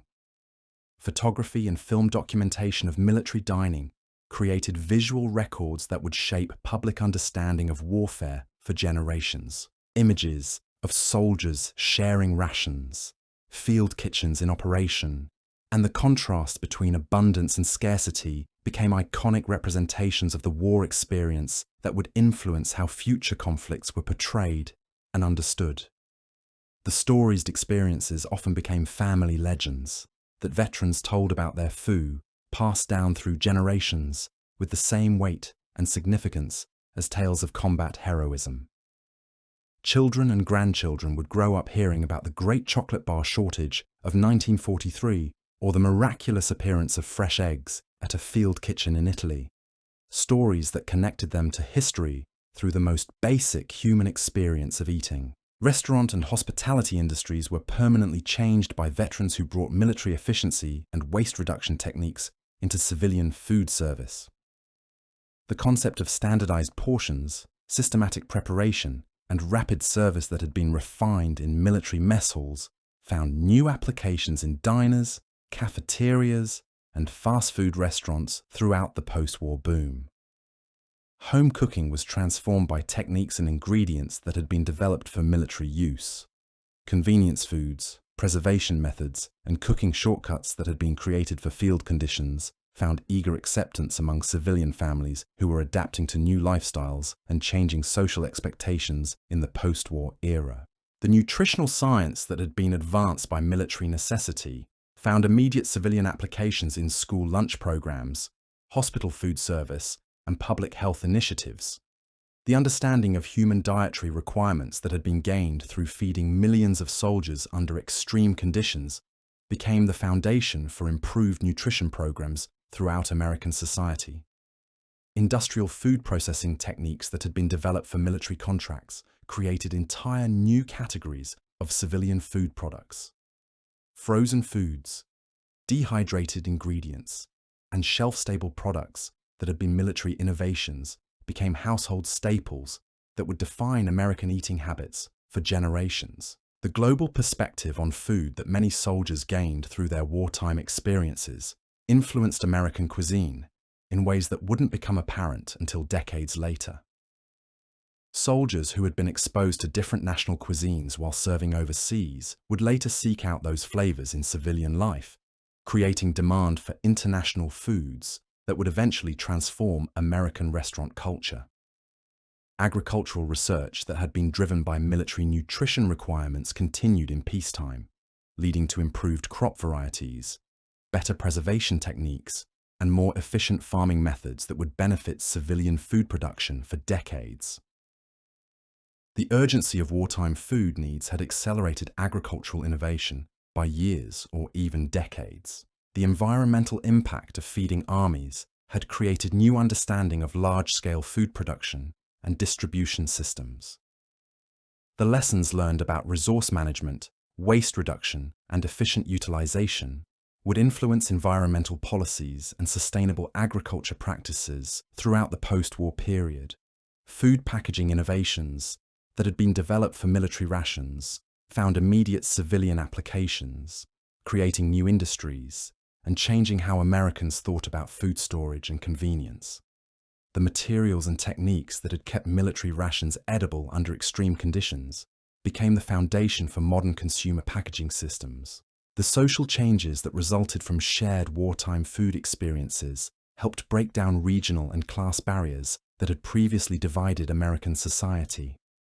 Soldiers who had shared terrible meals, regardless of their background, returned home with different perspectives on social hierarchy and community responsibility that would influence post-war social movements. Educational institutions were influenced by veterans who brought military food service experience into civilian careers. School cafeterias, college dining halls, and institutional food service programs were improved by personnel who understood large-scale food preparation and the relationship between nutrition and performance. Medical understanding of nutrition-related diseases was advanced by the experience of treating soldiers who had suffered from various dietary deficiencies and digestive disorders. This knowledge would improve treatment of similar conditions in civilian populations and contribute to better understanding of the relationship between diet and health. The international relationships that had been formed around shared food experiences during the war continued in peacetime, creating cultural exchanges and diplomatic connections that would influence foreign policy and international trade for decades. The bonds formed over shared meals in military settings often proved more durable than formal political alliances. Food safety regulations that had been developed for military production were adapted for civilian use, creating standards and oversight systems that would protect public health and establish consumer confidence in processed foods. The quality control systems that had ensured military ration safety became models for civilian food safety programs. The efficiency techniques that had been developed for feeding armies were applied to civilian food distribution systems, creating supermarket chains and food service operations that could serve large populations more effectively than traditional local food systems. The logistics expertise gained from military food service revolutionized civilian food distribution. Research into food preservation and storage that had been driven by military necessity continued in peacetime, leading to innovations that would extend food shelf life, reduce waste, and make nutritious foods available in areas where fresh food was scarce or expensive. These advances would particularly benefit rural and urban low-income communities. The cultural memory of wartime food experiences became part of American national identity, influencing how the country thought about abundance, waste, and social responsibility. The generation that had lived through food rationing and military rations would pass on values of conservation and appreciation that would influence American food culture for decades. Training programs that had been developed for military cooks and food service personnel were adapted for civilian use, creating educational opportunities and career paths that would provide employment for thousands of veterans while improving food service throughout American society. The skills developed in military kitchens found new applications in civilian food service careers. The technological innovations that had been driven by the need to feed armies under extreme conditions continued to evolve in peacetime, creating industries and employment opportunities that would contribute to post-war economic growth. The research and development investment in military food technology paid dividends in civilian markets for years after the war ended. Understanding the full impact of wartime food experiences requires recognizing that these weren't just logistical challenges or nutritional problems. They were human experiences that shaped an entire generation's relationship with abundance, scarcity, community, and survival. The lessons learned around mess kits and field stoves would influence American society in ways that extended far beyond dining halls and restaurants, creating a legacy that would endure long after the last veteran had shared his final story about the great Spam shortage of 1944. The ripple effects of wartime dining extended into the most unexpected corners of post-war life, creating changes that most people never connected back to those terrible meals consumed in foxholes and field hospitals. Veterans didn't just bring home memories of combat. They brought home a fundamentally altered relationship with food that would reshape American culture in ways both subtle and profound. Take the phenomenon of what sociologists would later call refrigerator hoarding. Wives across America found themselves married to men who couldn't bear to see empty shelves, who would fill every available storage space with canned goods, dried foods, and preserved items that could last through any conceivable emergency. These weren't irrational behaviors. They were survival instincts honed by years of uncertainty about when the next meal might arrive. Veterans would wake up in the middle of the night, compelled to check that food was still there, still safe, still available. They would count cans in pantries the way other people counted money, finding comfort in the mathematical certainty of having enough to last through whatever crisis might emerge. Their children grew up in homes where waste was treated as a moral failing, where every scrap of food was precious, where cleaning your plate wasn't just good manners, but a sacred duty. But the changes went deeper than individual behavior patterns. The entire American food industry had been permanently transformed by the challenge of feeding millions of soldiers under impossible conditions. Companies that had learned to produce massive quantities of preserved foods for military contracts didn't simply shut down their production lines when peace arrived. Instead, they turned their attention to civilian markets, bringing military-grade food processing technology into American kitchens. The convenience food revolution that would define 1950s domestic life was built on innovations developed for combat rations. Frozen vegetables that could survive Arctic temperatures, canned meats that remained edible after months of storage, dehydrated soups that required only boiling water. All of these products had been perfected for soldiers who needed nutrition without the luxury of proper kitchens. Suburban supermarkets of the post-war era were essentially civilian versions of military supply depots designed for efficiency and bulk distribution, rather than the personal relationships that had characterized neighborhood groceries. The checkout systems, inventory management, and standardized packaging that made modern grocery shopping possible were all adaptations of techniques developed for feeding armies. Restaurant chains that emerged during the post-war boom were founded by veterans who applied military mess hall principles to civilian dining. The concept of standardized menus, portion control, and rapid service that would eventually evolve into fast food was born in field kitchens where cooks had learned to feed hundreds of soldiers in minutes rather than hours. Even the layout of American kitchens was influenced by military food service design. The efficient work triangles, standardized counter heights, and storage systems that became standard in post-war home construction were based on ergonomic principles developed for military cooks who needed to prepare meals quickly under stressful conditions. Food advertising of the 1950s deliberately appealed to wartime memories, even when targeting audiences who had never served in combat. Advertisements emphasized abundance, variety, and the luxury of choice, creating an aspirational vision of American prosperity that was defined in direct contrast to the scarcity and monotony of military rations. The promise of civilian abundance became a form of patriotic fulfillment, a reward for having endured wartime sacrifice. Children born in the immediate post-war years grew up with parents whose relationship to food had been fundamentally altered by their military experiences. These children learned to finish everything on their plates, not because they were hungry, but because waste was unthinkable to parents who remembered when a single can of peaches could transform an entire day. They learned to appreciate simple foods prepared well, because their fathers had discovered that even terrible ingredients could be made palatable with enough creativity and effort. They learned that sharing food was one of the most important expressions of love and community, because their parents had experienced firsthand how sharing scarce resources could mean the difference between survival and surrender. School lunch programs that expanded dramatically in the post-war period were designed and administered by veterans who understood institutional food service from their military experience.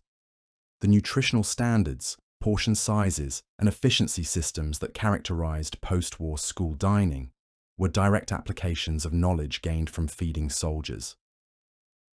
The international food culture that would eventually transform American dining began with veterans who had been exposed to different cuisines during their overseas service. Soldiers who had traded rations with Italian civilians, who had shared meals with French resistance fighters, who had experienced the hospitality of liberated populations, returned home with expanded ideas about what food could be. These experiences created demand for international ingredients and cooking techniques that had previously been unknown in most American communities. Veterans who had discovered that garlic could make even terrible food more interesting began seeking out Italian groceries.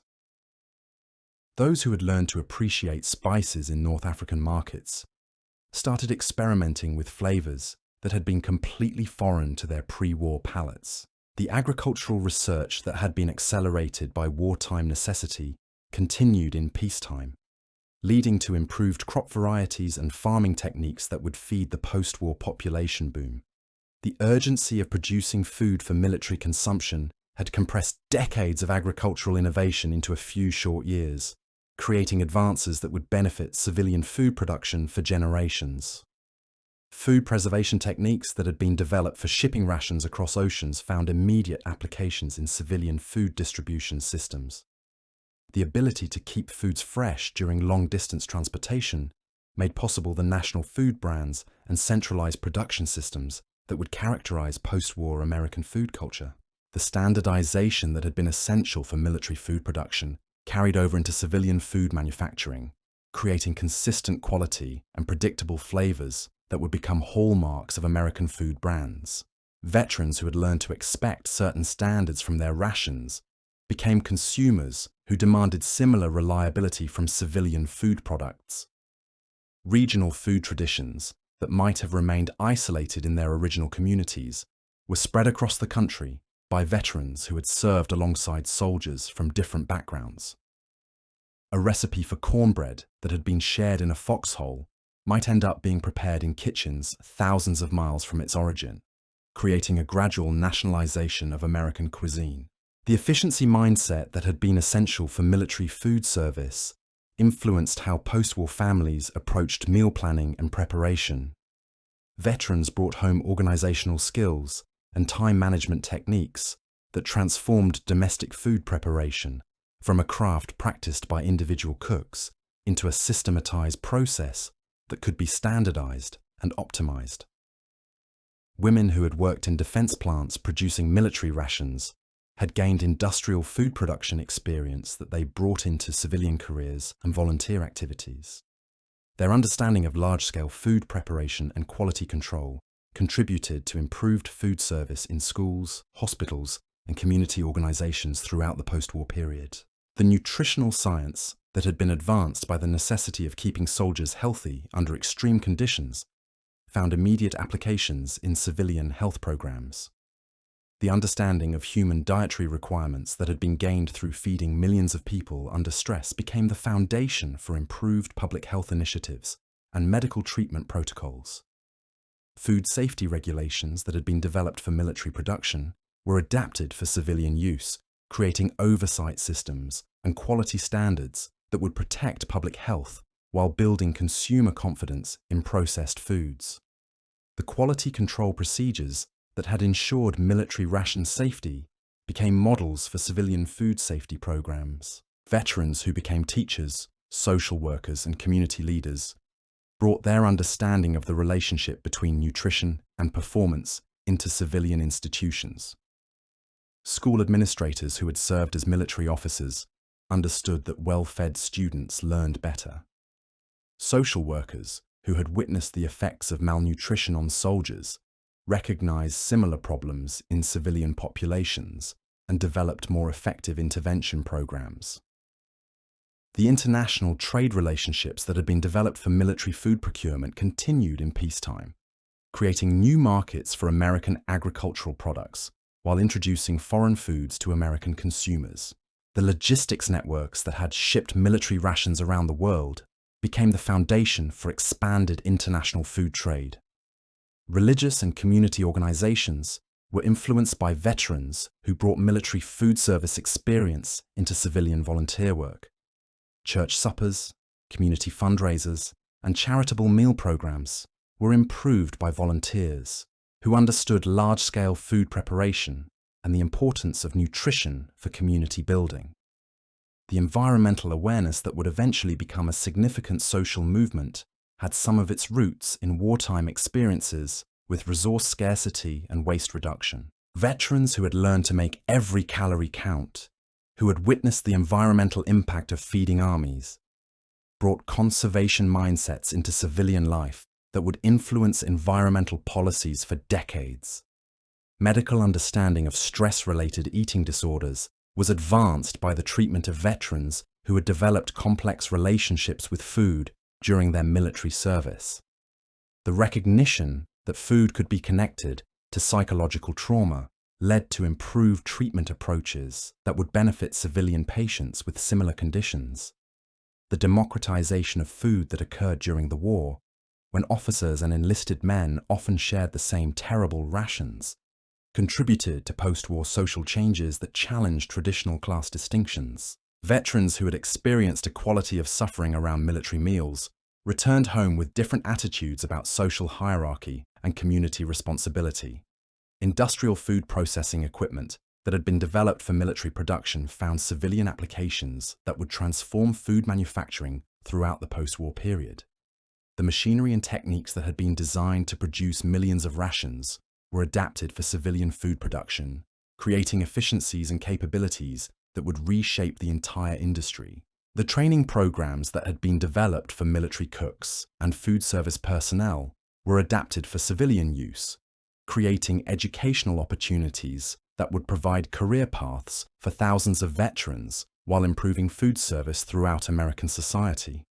Culinary schools and food service training programs were enhanced by instructors who brought military food service experience into civilian education.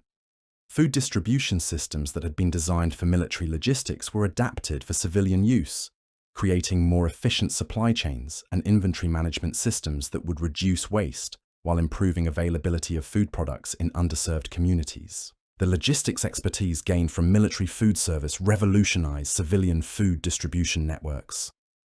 The technological innovations that had been driven by military food requirements continued to evolve in peacetime, creating new industries and employment opportunities that would contribute to post-war economic growth. The research and development investment in military food technology continued to pay dividends in civilian markets for years after the war ended. Cultural celebrations and social gatherings were influenced by veterans who brought military food service experience into civilian community activities. Holiday meals, wedding receptions, and community festivals were improved by organizers who understood large-scale food preparation and the importance of food in creating social bonds. The therapeutic use of food in medical and psychological treatment was advanced by military medical personnel who had observed the relationship between nutrition and recovery in combat hospitals. This understanding of food as medicine would influence civilian healthcare practices and contribute to the development of specialized dietary therapy programs. International humanitarian aid programs that would become permanent features of American foreign policy were built on expertise gained from feeding Allied armies during the war. The logistics knowledge and cultural sensitivity that had been developed through military food service became essential capabilities for post-war relief efforts and development programs. The story of what World War II soldiers ate reveals far more than just the mechanics of military logistics or the ingenuity born from desperate hunger. It exposes the fundamental truth that food is never just about nutrition.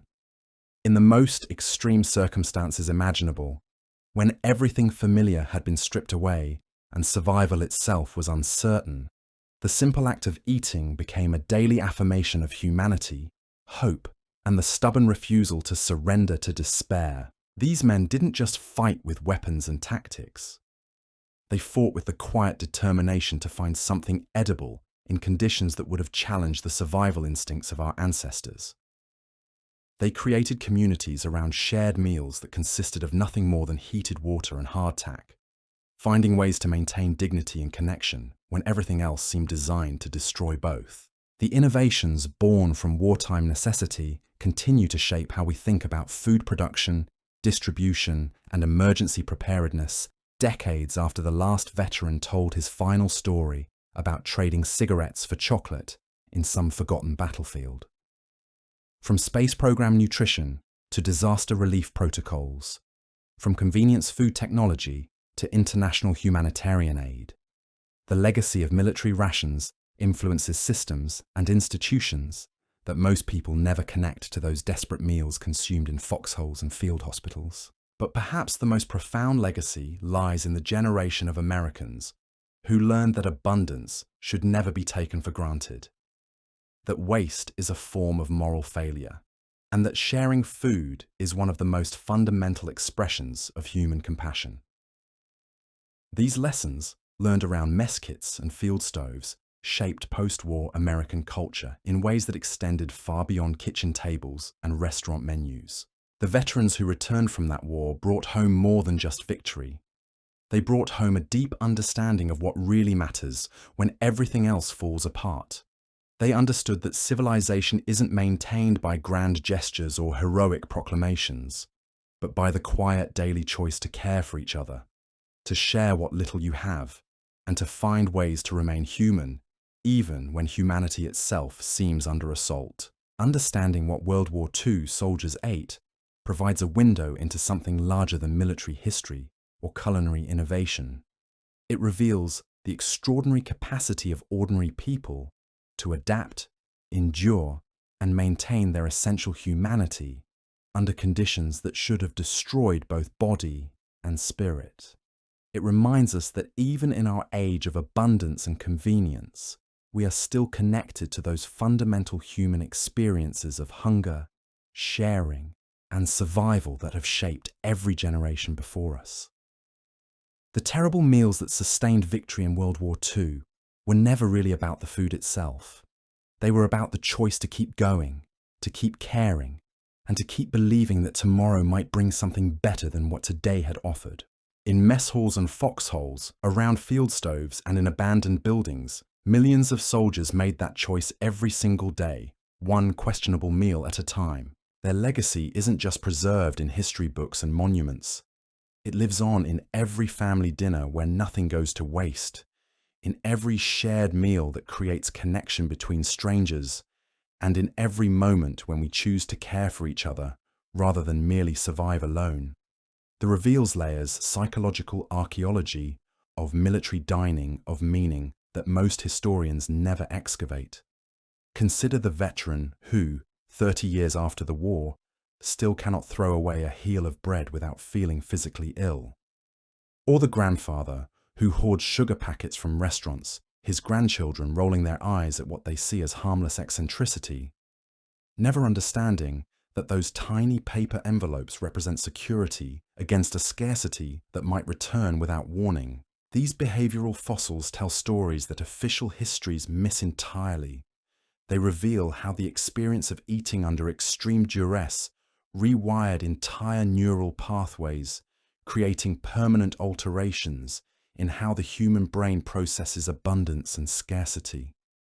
Veterans would describe dreams where they were frantically searching for food, waking in comfortable suburban bedrooms with their hearts racing, momentarily confused by the presence of a full refrigerator just steps away. The social dynamics around food distribution in combat units created their own forms of battlefield democracy that often superseded formal military hierarchy. A squad might include a Harvard-educated officer and a farm boy who'd never finished 8th grade. But when the rations ran short, those distinctions dissolved in the face of shared hunger. The private who could make hardtack edible wielded more practical authority than the lieutenant who could quote military regulations but couldn't cook. These temporary inversions of social order, repeated millions of times across thousands of units, created a generation of veterans who returned home with fundamentally altered perspectives on class, privilege, and social responsibility. They had experienced firsthand how quickly civilization's comfortable assumptions could collapse when reduced to the basic mathematics of survival. The knowledge that a Harvard degree couldn't make spoiled meat edible, while a farm boy's practical skills could mean the difference between starvation and sustenance, left lasting impressions that would influence post-war social movements and political attitudes. The ritual aspects of military dining developed their own liturgy of survival. Units created elaborate ceremonies around the opening of rations, transforming the mundane act of accessing terrible food into something approaching the sacred. These weren't conscious decisions, but organic responses to the need for meaning in meaningless circumstances. When everything familiar had been stripped away, the simple act of sharing a can of beans became a daily affirmation that community could survive even when everything else had failed. Some units developed tradition where the oldest member of the squad got first choice of rations, while others operated on strict rotation systems that ensured fairness over time. These weren't official military policies, but grassroots democracies that emerged from the recognition that food equity was essential for unit cohesion. The psychological comfort of knowing that everyone would get their turn at the better rations was often more important than the actual nutritional differences between various components. The geography of hunger created different survival cultures depending on terrain and climate. Desert fighters learned to eat quickly before sand could infiltrate every bite, developing techniques for rapid consumption that protected both food and dental work. They became experts at identifying which rations could withstand extreme heat without becoming completely inedible, and which required careful timing to consume before the sun turned everything into molten disappointment. Mountain warfare presented different challenges, with soldiers discovering that foods that seemed adequate at sea level became insufficient when every movement required enormous energy expenditure in thin air. They learned to melt snow for cooking rather than drinking it directly, understanding that cold food in cold conditions could lower body temperature to dangerous levels.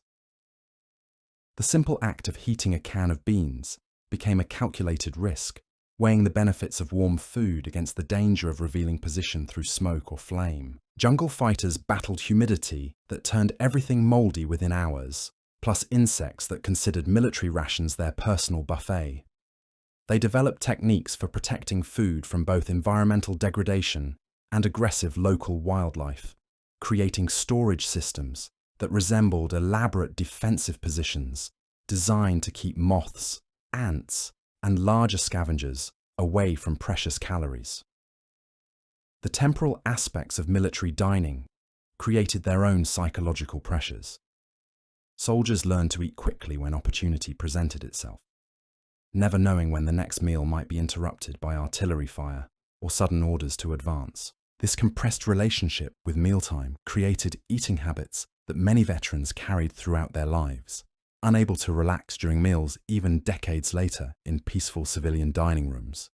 The speed eating skills developed during combat served veterans well in some post-war situations, but created problems in others. Family dinners became exercises in patience for men who had learned to consume food as rapidly as possible, their bodies still programmed for the efficiency required when every meal might be their last.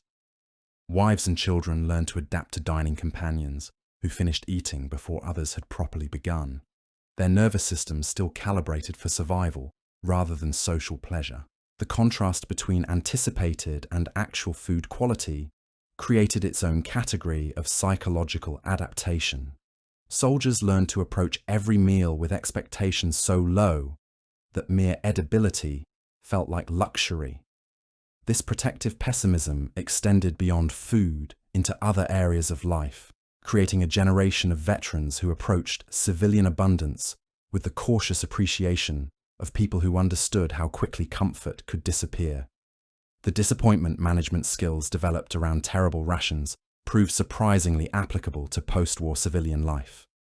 Veterans who had learned to find satisfaction in heated water flavored with grass possessed emotional tools for dealing with other forms of disappointment and frustration. The ability to maintain morale while consuming what barely qualified as food translated into resilience that served them well during economic downturns, family crises, and other civilian challenges. Medical personnel observed that soldiers' attitudes toward food affected everything from wound healing to susceptibility to disease. Those who maintained some form of optimism about their next meal recovered faster from injuries and showed greater resistance to infections. The connection between food morale and physical health was so pronounced that some units assigned their most creative cooks to work with wounded soldiers, understanding that improved nutrition often began with improved attitude toward eating. The placebo effect worked in reverse as well, with soldiers who had given up hope about food quality often struggling with digestive problems even when adequate nutrition was available. The psychological component of military dining was so significant that medical officers began paying attention to morale factors as seriously as caloric content when evaluating unit health and combat readiness. Field hospitals developed specialized approaches to feeding wounded soldiers who might not be able to consume standard rations. Medical personnel learned to create liquid meals from whatever ingredients were available, understanding that maintaining nutrition was essential for healing, even when patients couldn't chew solid food. These innovations in therapeutic nutrition would influence civilian medical practices for decades after the war ended. The social hierarchies that developed around food preparation revealed leadership qualities in soldiers who had never shown particular aptitude for command in other contexts.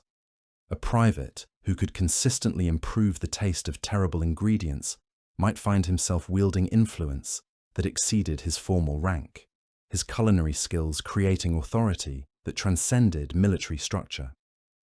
These informal food leaders often became the emotional centers of their units, the people everyone looked to when morale needed boosting or when creative solutions were required for seemingly impossible nutritional challenges. Their ability to transform inedible materials into something approaching food became a form of morale leadership that was as important as tactical expertise for unit effectiveness. The knowledge-sharing networks that developed around food preparation created educational systems that operated parallel to formal military training. Veterans taught newcomers not just how to clean weapons and dig foxholes, but how to make hardtack palatable, how to stretch a single can of meat to feed multiple soldiers, and how to identify edible wild plants in unfamiliar environments. This survival curriculum was passed down through units like family recipes, with techniques refined through trial and error under conditions where mistakes could mean the difference between sustenance and starvation. The accumulated wisdom about food preparation and preservation became as important as tactical knowledge for soldier survival and unit effectiveness. The international food exchanges that occurred between Allied forces created cultural learning opportunities that extended far beyond military cooperation. American soldiers discovered that British troops actually preferred their tea strong enough to dissolve metal, while British forces learned that Americans considered sugar a basic food group rather than a luxury item. These cultural exchanges through food created bonds that transcended national boundaries and military hierarchies. French resistance fighters shared knowledge about local food sources with Allied troops, teaching them which wild plants were edible and which local traditions could supplement military rations. Italian civilians showed soldiers how to improve canned meat with herbs and techniques that had been refined over generations of making the most of limited ingredients. These cross-cultural food exchanges created lasting friendships and influenced post-war immigration patterns, with veterans seeking out communities where they could continue to enjoy foods and cooking techniques they had discovered during their overseas service. The international perspective on cuisine that many soldiers gained through their wartime experiences would eventually transform American food culture in ways that wouldn't become apparent until decades later. The documentation of wartime food experiences through letters, diaries, and informal photography created an unprecedented historical record of how ordinary people adapted to extraordinary nutritional challenges. These personal accounts reveal details about daily survival that official military records rarely captured, providing insights into human behavior under stress that would influence fields ranging from psychology to emergency management planning. Soldiers wrote home about food with the same emotional intensity they reserved for describing combat experiences, recognizing instinctively that their families would understand hunger in ways they might not comprehend tactical discussions or strategic objectives. Letters describing the joy of finding a single can of peaches or the elaborate schemes required to make coffee from roasted acorns provided civilian audiences with visceral understanding of wartime conditions that no amount of strategic analysis could convey. The photography that documented military dining, both official and informal, created visual records that would shape public understanding of warfare for generations. Images of soldiers sharing rations, field kitchens, operating under difficult conditions, and the stark contrast between abundance and scarcity became iconic representations of the war experience that would influence how future conflicts were portrayed and understood. These visual documents reveal details about military life that written records often missed, showing the improvised equipment, the creative food preparation techniques, and the social dynamics around meals that were essential for understanding how armies actually functioned under combat conditions. The informal photographs taken by soldiers themselves often captured moments of genuine emotion around food that posed official photography could never replicate. The economic impact of wartime food experiences extended far beyond individual behavioral changes into systemic transformations of American agriculture and food processing industries. Companies that had learned to produce massive quantities of preserved foods for military contracts didn't simply shut down their production lines when peace arrived. Instead, they turned their attention to civilian markets, bringing military-grade food processing technology into American homes and restaurants. The convenience food revolution that would define 1950s domestic life was built directly on innovations developed for combat rations. Frozen vegetables that could survive Arctic temperatures, canned meats that remained edible after months of storage, and dehydrated soups that required only boiling water, had all been perfected for soldiers who needed nutrition without the luxury of proper kitchens. These military innovations became the foundation for civilian products that would reshape how Americans thought about food preparation and consumption. Suburban supermarkets of the post-war era were essentially civilian versions of military supply depots, designed for efficiency and bulk distribution, rather than the personal relationships that had characterized neighborhood groceries. The checkout systems, inventory management procedures, and standardized packaging that made modern grocery shopping possible were all adaptations of techniques developed for feeding armies under combat conditions. The standardization that had been essential for military food production carried over into civilian food manufacturing, creating consistent quality and predictable flavors that would become hallmarks of American food brands. Veterans who had learned to expect certain standards from their military rations became consumers who demanded similar reliability from civilian food products, driving quality improvements throughout the food industry. Restaurant chains that emerged during the post-war boom were founded by veterans who applied military mess hall principles to civilian dining. The concept of standardized menus, portion control, and rapid service that would eventually evolve into fast food was born in field kitchens, where cooks had learned to feed hundreds of soldiers in minutes rather than hours. Even the physical layout of American kitchens was influenced by military food service design principles. The efficient work triangles, standardized counter heights, and storage systems that became standard in post-war home construction were based on ergonomic principles developed for military cooks who needed to prepare meals quickly under stressful and dangerous conditions. The agricultural research that had been accelerated by wartime necessity continued in peacetime, leading to improved crop varieties and farming techniques that would feed the post-war population boom. The urgency of producing food for military consumption had compressed decades of agricultural innovation into a few short years, creating advances in plant breeding, soil management, and pest control that would benefit civilian food production for generations. Food preservation techniques that had been developed for shipping rations across oceans and continents found immediate applications in civilian food distribution systems. The ability to keep foods fresh during long-distance transportation made possible the national food brands and centralized production systems that would characterize post-war American food culture, connecting consumers to products manufactured thousands of miles away. The efficiency mindset that had been essential for military food service influenced how post-war families approached meal planning and kitchen organization. Veterans brought home time management techniques and organizational skills that transformed domestic food preparation from a craft practiced by individual cooks into systematized processes that could be optimized for maximum efficiency and minimum waste. Women who had worked in defense plants producing military rations gained industrial food production experience that they brought into civilian careers and volunteer activities. Their understanding of large-scale food preparation, quality control procedures, and nutrition science contributed to improved food service in schools, hospitals, and community organizations throughout the post-war period.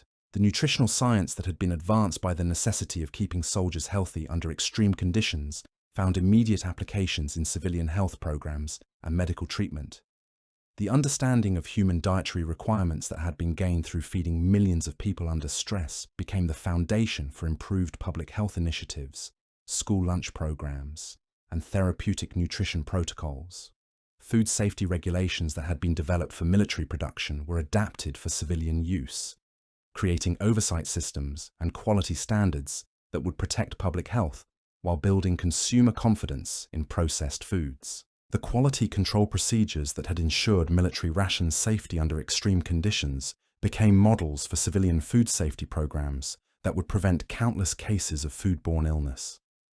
The training programs that had been developed for military cooks and food service personnel were adapted for civilian use, creating educational opportunities that would provide career paths for thousands of veterans while improving food service throughout American society. Culinary schools and food service training programs were enhanced by instructors who brought military experience in large-scale food preparation under challenging conditions. International trade relationships that had been developed for military food procurement continued in peacetime, creating new markets for American agricultural products while introducing foreign foods to American consumers. The logistics networks that had been established for shipping military rations around the world became the foundation for expanded international food trade that would bring unprecedented variety to American grocery stores. The technological innovations that had been driven by military food requirements continued to evolve in peacetime, creating new industries and employment opportunities that would contribute to post-war economic growth. The research and development investment in military food technology continued to pay dividends in civilian markets for years after the war ended, spawning entire industries built around food processing, packaging, and distribution innovations. Environmental awareness that would eventually become a significant social movement had some of its roots in wartime experiences with resource scarcity and waste reduction. Veterans who had learned to make every calorie count, who had witnessed the environmental impact of feeding armies, brought conservation mindsets into civilian life that would influence environmental policies and sustainable agriculture practices for decades. The democratization of food that had occurred during the war, when officers and enlisted men often shared the same terrible rations, contributed to post-war social changes that challenged traditional class distinctions around dining and cuisine. Veterans who had experienced equality of suffering around military meals returned home with different attitudes about social hierarchy and food access that would influence civil rights movements and social welfare programs. Medical understanding of stress-related eating disorders was advanced by the treatment of veterans who had developed complex relationships with food during their military service.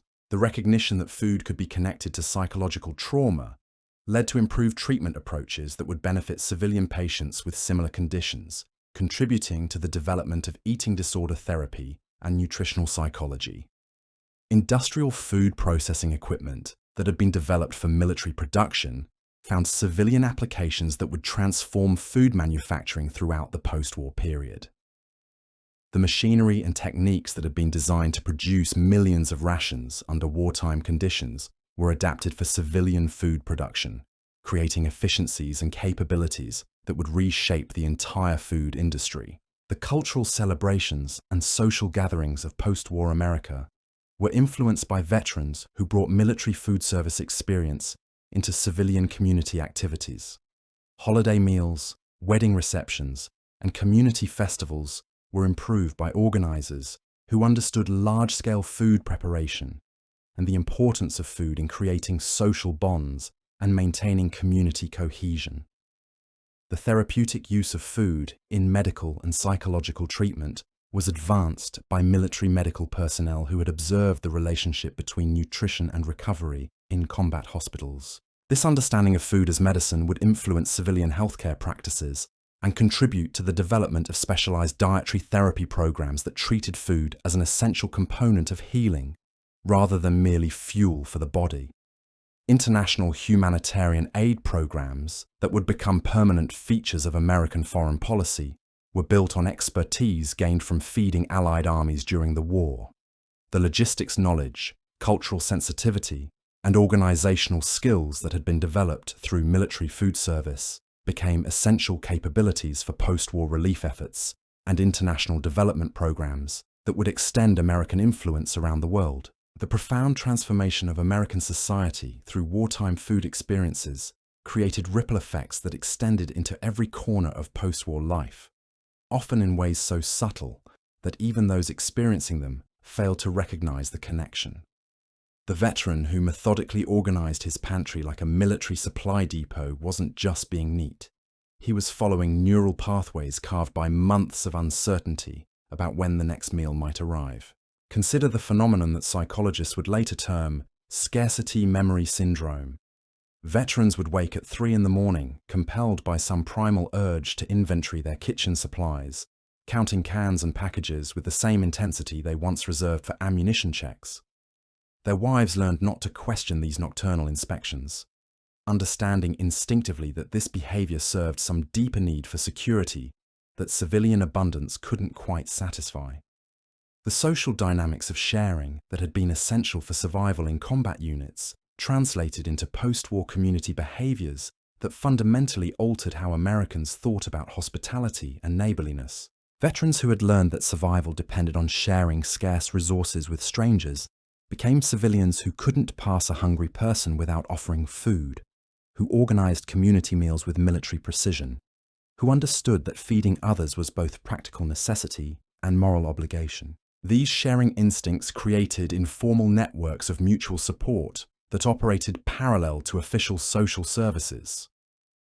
Veterans would quietly ensure that struggling families in their neighborhoods received anonymous deliveries of groceries, that elderly neighbors had adequate food supplies, that no one in their community went hungry if they had the power to prevent it.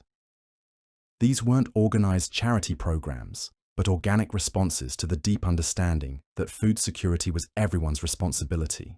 The efficiency techniques that had been honed under combat conditions revolutionized civilian food preparation in ways that extended far beyond individual kitchens. Church suppers became marvels of logistics coordination, with veteran organizers applying military supply chain principles to feeding hundreds of community members. School cafeterias operated with precision that would have impressed quartermaster generals, their workflows optimized by personnel who understood the relationship between nutrition and performance. Hospital food service was transformed by veterans who brought combat medic experience into civilian healthcare careers. They understood that adequate nutrition was essential for healing, that meal timing could affect recovery rates, and that the psychological aspects of dining were as important as caloric content for patient wellness.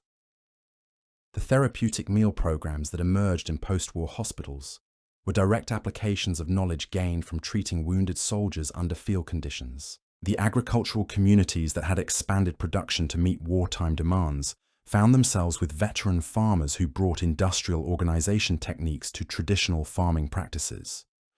These men had learned to think in terms of supply chains, quality control, and efficiency optimization, rather than the seasonal rhythms that had governed agriculture for centuries.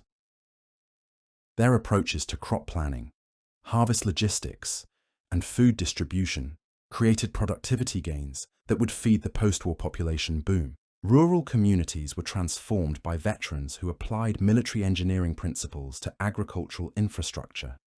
They organized cooperative equipment sharing programs with the same systematic approach they had used for military logistics.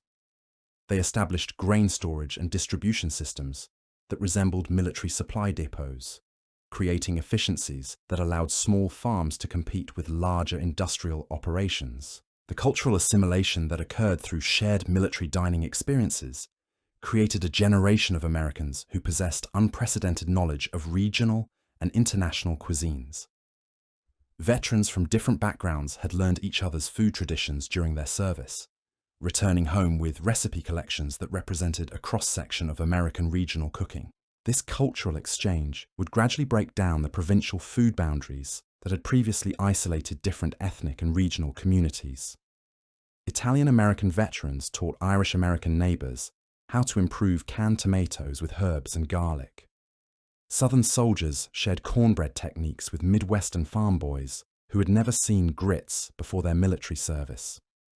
Urban veterans learned rural preservation methods from country boys who had grown up canning vegetables and smoking meat. These informal cooking exchanges created a gradual nationalization of American cuisine that operated through personal relationships rather than commercial food companies. The international perspective that many veterans had gained through overseas service created demand for foreign ingredients and cooking techniques that had been completely unknown in most American communities before the war. Veterans who had discovered that even terrible food could be improved with the right spices began seeking out ethnic groceries and specialty ingredients that could recreate flavors they had encountered during their service. This culinary curiosity would eventually transform American grocery stores and restaurant culture. But the changes began in individual kitchens where veterans experimented with techniques they had learned from French civilians, Italian partisans, and Pacific Island populations. The fusion cooking that would characterize later American cuisine had its roots in these post-war experiments by veterans trying to recreate memorable meals they had shared with foreign allies and civilian populations. The industrial food processing innovations that had been developed for military rations found immediate civilian applications that would reshape how Americans thought about convenience and food preparation. Freeze-drying techniques that had been perfected for combat rations became the foundation for civilian convenience foods that would define suburban dining for decades. Dehydration methods that had made it possible to ship vegetables across oceans were adapted for civilian camping and emergency food supplies. Canning techniques that had preserved meat for months under extreme conditions improved the safety and shelf life of civilian food products. Even the can opener designs that had been optimized for military use influenced civilian kitchen tool development. The portion control systems that had been essential for military food distribution were adapted for civilian food service operations, creating standardized serving sizes that would influence everything from restaurant portions to school lunch programs. Veterans who became food service managers brought military precision to civilian dining operations, creating efficiency standards that would reshape the hospitality industry. Quality control procedures that had been developed for military food production became models for civilian food safety programs. The testing protocols, storage standards, and handling procedures that had ensured military ration safety under extreme conditions were adapted for civilian food processing plants, creating safety standards that would prevent countless cases of foodborne illness in peacetime populations. The training programs that had been developed for military cooks were adapted for civilian culinary education, creating career opportunities for veterans while improving food service throughout American society. Vocational schools began offering food service programs based on military training curricula, producing graduates who understood large-scale food preparation, nutrition science, and efficient kitchen management. Restaurant equipment that had been designed for military field kitchens found civilian applications that would revolutionize commercial food service. Steam tables, industrial mixers, and bulk cooking equipment that had been engineered for combat conditions proved equally effective in civilian restaurants and institutional kitchens, creating capabilities that made large-scale food service more efficient and economical. The logistics expertise that had been developed for feeding armies was applied to civilian food distribution systems, creating supply chain efficiencies that would reduce costs while improving food availability in underserved communities.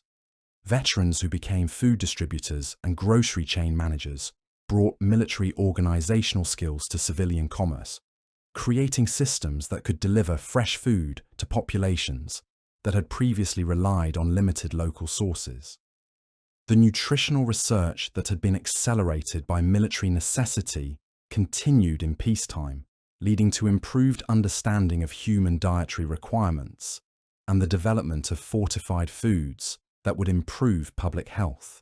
The vitamins and minerals that had been added to military rations to prevent deficiency diseases were incorporated into civilian food products, creating nutritional improvements that would benefit entire populations. School lunch programs that expanded dramatically in the post-war period were designed by veterans who understood the relationship between nutrition and learning.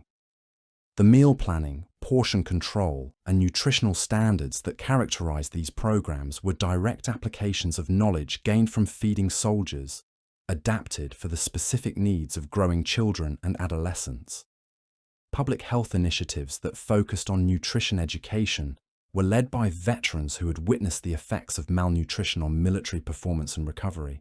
Their understanding of the practical importance of adequate nutrition translated into civilian health programs that emphasize preventive care through proper diet rather than treatment of nutrition-related diseases after they developed.